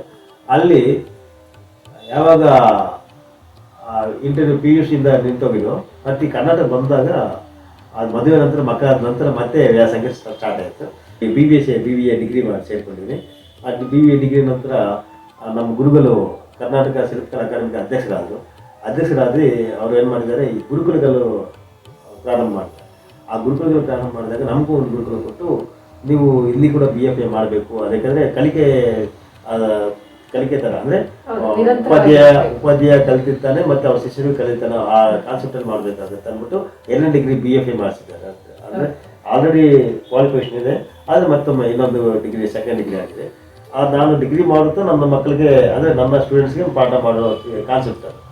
ಆಗ ನನ್ನ ಸ್ಟೂಡೆಂಟ್ಸ್ ನಾನು ಬರೆಯಲಿಲ್ಲ, ಮತ್ತೆ ಇನ್ನೊಂದ್ಸತಿ ಬರೀಬೇಕಾಗಿದೆ. 2 ಡಿಗ್ರಿ ಆಯಿತು. ಮತ್ತೆ ನಂತರ ಅದು 2010 ನಮ್ಮ ಗುರುಕುಲ ಕೊಟ್ಟಿದ್ದಾರೆ. ನಮ್ಮ ಕರ್ನಾಟಕ ಬೆಂಗಳೂರು ರಾಜಧಾನಿಯಲ್ಲೇ ಬೆಂಗಳೂರಲ್ಲೇ ನನಗೆ ಶಿಲ್ಪ ಗುರುಕುಲ ಕೊಟ್ಟಿದ್ದಾರೆ. ನಮ್ಮ ಗುರುಕುಲದ ಹೆಸರು ಸ್ಥಪತಿ ಕ್ರಿಯೇಷನ್ಸ್ ಶಿಲ್ಪ ಗುರುಕುಲ ಅಂತ ಇಟ್ಕೊಂಡಿದ್ವಿ. ಅದರಲ್ಲಿ ಅತಿ ಹೆಚ್ಚು ಸಂಖ್ಯೆಯಲ್ಲಿ ಎಲ್ಲ ಗುರುಕುಲಗಳಿಗಿಂತ ನಮ್ಮ ಗುರುಕುಲದಲ್ಲೇ ಹೆಚ್ಚಾಗಿ ವಿದ್ಯಾರ್ಥಿಗಳಿದ್ದರು. ಅಲ್ಲಿ ಅವ್ರಿಗೆ 2 ವರ್ಷ ಅಂದರೆ 2 ಬ್ಯಾಚ್ಗಳಿಗೆ ಪದವಿಗಳು ಪಾಠ ಮಾಡಿದ್ರು. ಅಂದರೆ ಪಾಠ ಮಾಡೋದು ತುಂಬ ಕಷ್ಟಕರವಾದ, ಯಾಕಂದರೆ ಶಿಲ್ಪ ಪ್ರಾಕ್ಟಿಕಲು ಮಾಡಿಕೊಡ್ಬೇಕು, ಆ ಶಿಲ್ಪಶಾಸ್ತ್ರ ಥಿಯರಿ ಹೇಳ್ಕೊಡ್ಬೇಕು, ರೇಖಾಚಿತ್ರ ಮತ್ತು ಸಂಸ್ಕೃತ ಮತ್ತು ಆಗಮ ಶಿಲ್ಪಾಗಮ ಇಷ್ಟು ನಾನು ಒಬ್ಬರೇ ಕವರ್ ಮಾಡ್ತೇನೆ. ನಂತರ ಮತ್ತು ಕನ್ನಡ ಮತ್ತು ಇಂಗ್ಲೀಷ್ಗೆ ನಮ್ಮ ಗುರುಗಳು ಮಗಳಲ್ಲಿ ಇದ್ದರು, ಅವರು ಬಂದು ಪಾಠ ಮಾಡಿ ಈ ರೀತಿ ಎಲ್ಲ ಇಷ್ಟು ಸಬ್ಜೆಕ್ಟ್ ನಾನು ಒಬ್ಬನೇ ಮಾಡಿದೆ. ಆ ರೀತಿ 2010ರಿಂದ 2016ವರೆಗೂ ಗುರುಕುಲ ನಿರ್ಮಾಣ ಮಾಡ್ಕೊಂಡು ಬಂದಿದ್ದೀನಿ. ನಮ್ಮ ಅದು ಗುರುಕುಲ ಕೂಡ ಪ್ರಾರಂಭದಲ್ಲಿ ಕಷ್ಟ ಇತ್ತು, ಯಾಕಂದರೆ ಹಣ ಬಿಡುಗಡೆ ಆಗಲಿಲ್ಲ, ಸರ್ಕಾರ ಕೊಡಲಿಲ್ಲ. 3 ವರ್ಷದ ನಂತರ ಒಂದು ಬ್ಯಾಚ್ ಅವರು ಅವ್ರ ಕೋರ್ಸ್ ಕಂಪ್ಲೀಟ್ ಆದ ನಂತರ ನಮಗೆ ಏನೋ ಸ್ವಲ್ಪ ಫಂಡ್ ಕೊಟ್ಟಿದ್ದಾರೆ ಸರ್ಕಾರ. ಆವಾಗ ಇನ್ನೊಂದು 3 ವರ್ಷ ಕಂಟಿನ್ಯೂ ಮಾಡಿದೆ. ಆಮೇಲೆ ಇದು BJP ಇತ್ತು, ನಂತರ ಕಾಂಗ್ರೆಸ್ ಗೌರ್ಮೆಂಟ್ ಬಂದಾಗ ಈ ಗುರುಕುಲಕ್ಕೆ ಇಷ್ಟು ಬೇಕಾಗಿಲ್ಲ ಅಂದ್ಬಿಟ್ಟು ಶಿಲ್ಪ ಗುರುಕುಲ ಕೇಂದ್ರ ಒಂದೇ ಸಾಕನ್ನೋ ಉದ್ದೇಶಕ್ಕೆ ಎಲ್ಲ ಗುರುಕುಲಗಳನ್ನು ಡಿಸೈನ್ ಮಾಡಿ ಶಿಲ್ಪ ಗುರುಕುಲಗಳ ಕೇಂದ್ರ ಮಲ್ಲತ್ತಲ್ಲಿ ಅಲ್ಲೊಂದರೆ ಈಗ ನಡೀತಾ ಇದೆ ಸದ್ಯಕ್ಕೆ. ಆಗ ನಮ್ಮ ಗುರುಗಳು ಡೀನ್ ಆಗಿದ್ರು. ಈಗ ಅವ್ರಿಗೆ ವಯಸ್ಸಾಗಿದೆ ಅಂದ್ಬಿಟ್ಟು ಅದನ್ನು ತೆಗೆದಾಕಿದ ಮೇಲೆ ಇವರೆಲ್ಲ ಕನ್ಫ್ಯೂಸ್ ಆಯ್ತು, ಏನು ಹಿಂಗೆ ಮಾಡಬೇಕು ಯಾರು ಗೊತ್ತಿಲ್ಲ. ಮತ್ತೆ ನಮ್ಮ ಗುರುಗಳನ್ನೇ ಕರೆತಂದು ನೀವು ಅಲ್ಲಿ ಕೂತ್ಕೊಂಡು ಗೌರವ ಪೋಸ್ಟಲ್ಲಿ ಅಂದ್ಬಿಟ್ಟು ಇನ್ನೊಂದು ಸಂಬಳ ಕೊಡ್ತಾ ಇದ್ರೆ ಗೊತ್ತಿಲ್ಲ ಬಂದು ಅವರೆಲ್ಲ ಡೈರೆಕ್ಷನ್ ಮಾಡ್ತಾ ಇದ್ದಾರೆ, ನಡೆಸ್ತಾ ಇದ್ದಾರೆ. ಸ್ಥಪತಿಗಳು, ಋತ್ವಿಕರು, ವಿದ್ವಾಂಸರು, ವೇದ ಬ್ರಹ್ಮ ಈ ತರದೆಲ್ಲ ಒಂದಿಷ್ಟು ಹೇಳ್ತಿರಲ್ಲ, ಈ ವ್ಯತ್ಯಾಸಗಳೇನು ಸರ್? ಸ್ಥಪತಿ ಅಂದ್ರೇನು, ಋತ್ವಿಕರು ಅಂದ್ರೆ? ನೋಡಿ, ಎಲ್ಲರಿಗಿಂತ ಒಂದು ದೊಡ್ಡ ಪದವಿ ಅಂದ್ರೆ ಸ್ಥಪತಿ. ಸ್ಥಪತಿ ಲಕ್ಷಣ ಏನು, ಸ್ಥಪತಿಗಳು ಏನೇನು ಕಲಿತಿರ್ತಾರೆ, ಅವ್ರಿಗೂ ಇರುವ ಲಕ್ಷಣಗಳು ಏನಂದ್ರೆ, ಸ್ಥಪತಿ ಆಗಿರೋವನು ಶಿಲ್ಪಶಾಸ್ತ್ರಗಳನ್ನು ಸಂಪೂರ್ಣ ಕಲಿತಿರಬೇಕು, ನಂತರ ವೇದಾಧ್ಯಯನ ಮಾಡಿರಬೇಕು, ಉಪನಿಷತ್ತುಗಳ ಜ್ಞಾನ ಇರಬೇಕು, ಸಕಲ ಧರ್ಮಶಾಸ್ತ್ರಗಳ ಸೂಕ್ಷ್ಮತೆಯನ್ನು ಗೊತ್ತಿರಬೇಕು, ಮತ್ತೆ ಪುರಾಣ ಇತಿಹಾಸ ಅಂದರೆ ಗೊತ್ತಿರಬೇಕು, ನಂತರ ಜ್ಯೋತಿಷ್ಯ, ವಾಸ್ತು ಮುಂತಾದ ಎಲ್ಲ ದೇವಸ್ಥಾನ ಸಂಬಂಧಪಟ್ಟ ಎಲ್ಲ ಶಾಸ್ತ್ರಗಳೊಂದಿಗೆ ಅವ್ರಿಗೂ ತುಂಬ ಪಂಡಿತರು ಹೊಂದಿರಬೇಕು. ಅಂಥವರೇ ಸ್ಥಪತಿಗಳಾಗ್ತಾರೆ. ನೋಡಿ, ವೇದ ಪಂಡಿತರಂದ್ರೆ ಯಾವುದೋ ಒಂದು ವೇದದ ಅರಿವು ಮಾತ್ರ ಅದು ಕೂಡ ಸಂಹಿತ ಭಾಗ ಕಂಠಸ್ಥ ಮಾಡಿರ್ತಾರೆ, ಗಣಪತಿ ಆಗಿರ್ತಾರೆ. ಆ ಗಣಪತಿ ಕೂಡ ಸ್ಥಪತಿ ಕೆಳಗಡೆ ಬರ್ತಾರೆ. ನಮ್ಮ ಸನಾತನ ಧರ್ಮದಲ್ಲಿ ಸ್ಥಪತೆ ಗುರು, ಅದಕ್ಕೆ ಜಗದ್ಗುರು ಅಂತ ಕರೀತಾರೆ. ವಿಶ್ವಕರ್ಮ ವಂಶಸ್ಥರನ್ನ ಜಗದ್ಗುರು ಅಂತ ಕರೀತಾರೆ. ಅದಕ್ಕೆ ಆಚಾರ್ಯ ಅಂತ ಬಿರುದುಗಳು ಕೊಡ್ತಾರೆ. ಆಚಾರ್ಯ ಶಬ್ದ ಈ ವಿಶ್ವಕರ್ಮ ವಂಶಸ್ಥರಿಗೆ ಇದೆ. ಯಾಕೆ ಸ್ಥಪತಿಗಳು ಎಲ್ಲ ಏನು ಆ ಕಾಲದಲ್ಲಿ ಒಂದು ಊರಲ್ಲಿ ಸ್ಥಪತಿ ಇದ್ದಾಗ ಪ್ರತಿಯೊಂದು ಸಮಸ್ಯೆಗೂ ಇವ್ರ ಹತ್ರ ಬರ್ತಾರೆ. ಒಂದು ಯಾವುದೋ ಒಂದು ಮದುವೆ ಮುಹೂರ್ತಿನಲ್ಲಿ ಮಾಡಬೇಕಾದ್ರೆ, ಮತ್ತು ದೇವಸ್ಥಾನ ಕಟ್ಟಬೇಕಾದ್ರೆ, ಮತ್ತೆ ಯಾವುದೋ ಒಂದು ಸಮಸ್ಯೆ ಇದ್ದಾಗ, ಆರೋಗ್ಯ ಸಮಸ್ಯೆ ಇದ್ದಾಗ, ಯಂತ್ರ ಹಾಕಬೇಕಾದ್ರೆ ಎಲ್ಲದಕ್ಕೂ ಇವ್ರ ಹತ್ರ ಬರ್ತಾರೆ, ಎಲ್ಲದಕ್ಕೂ ಪರಿಹಾರ ಸಿಗುತ್ತೆ. ಓಕೆ ವೀಕ್ಷಕರೇ, ಇಷ್ಟೊತ್ತವರೆಗೂ ನಮಗೆ ಸುದೀರ್ಘವಾಗಿ ಸ್ವವಿವರವಾಗಿ ಸಾಕಷ್ಟು ಮಾಹಿತಿಗಳನ್ನ ತಿಳಿಸ್ಕೊಟ್ಟಿದ್ದಾರೆ. ನಿಮಗೂ ಏನಾದ್ರು ಇನ್ನಷ್ಟು ಕ್ವಶನ್ಸ್ಗಳಿದ್ರೆ ನಮ್ಮ ಯೂಟ್ಯೂಬ್ ಲಿಂಕಲ್ಲಿ ಕೆಳಗಡೆ ಮೆನ್ಷನ್ ಮಾಡಿ, ಗುರುಗಳು ಖಂಡಿತ ಅದಕ್ಕೆ ಉತ್ತರಿಸ್ತಾರೆ. ತುಂಬ ತುಂಬ ತುಂಬ ತುಂಬ ಮಾಹಿತಿಗಳನ್ನ ಹಂಚ್ಕೊಂಡಿದ್ದೀರಾ ಸರ್. ತುಂಬ ತುಂಬ ಧನ್ಯವಾದಗಳು. ಧನ್ಯವಾದ. ನಮಸ್ತೆ.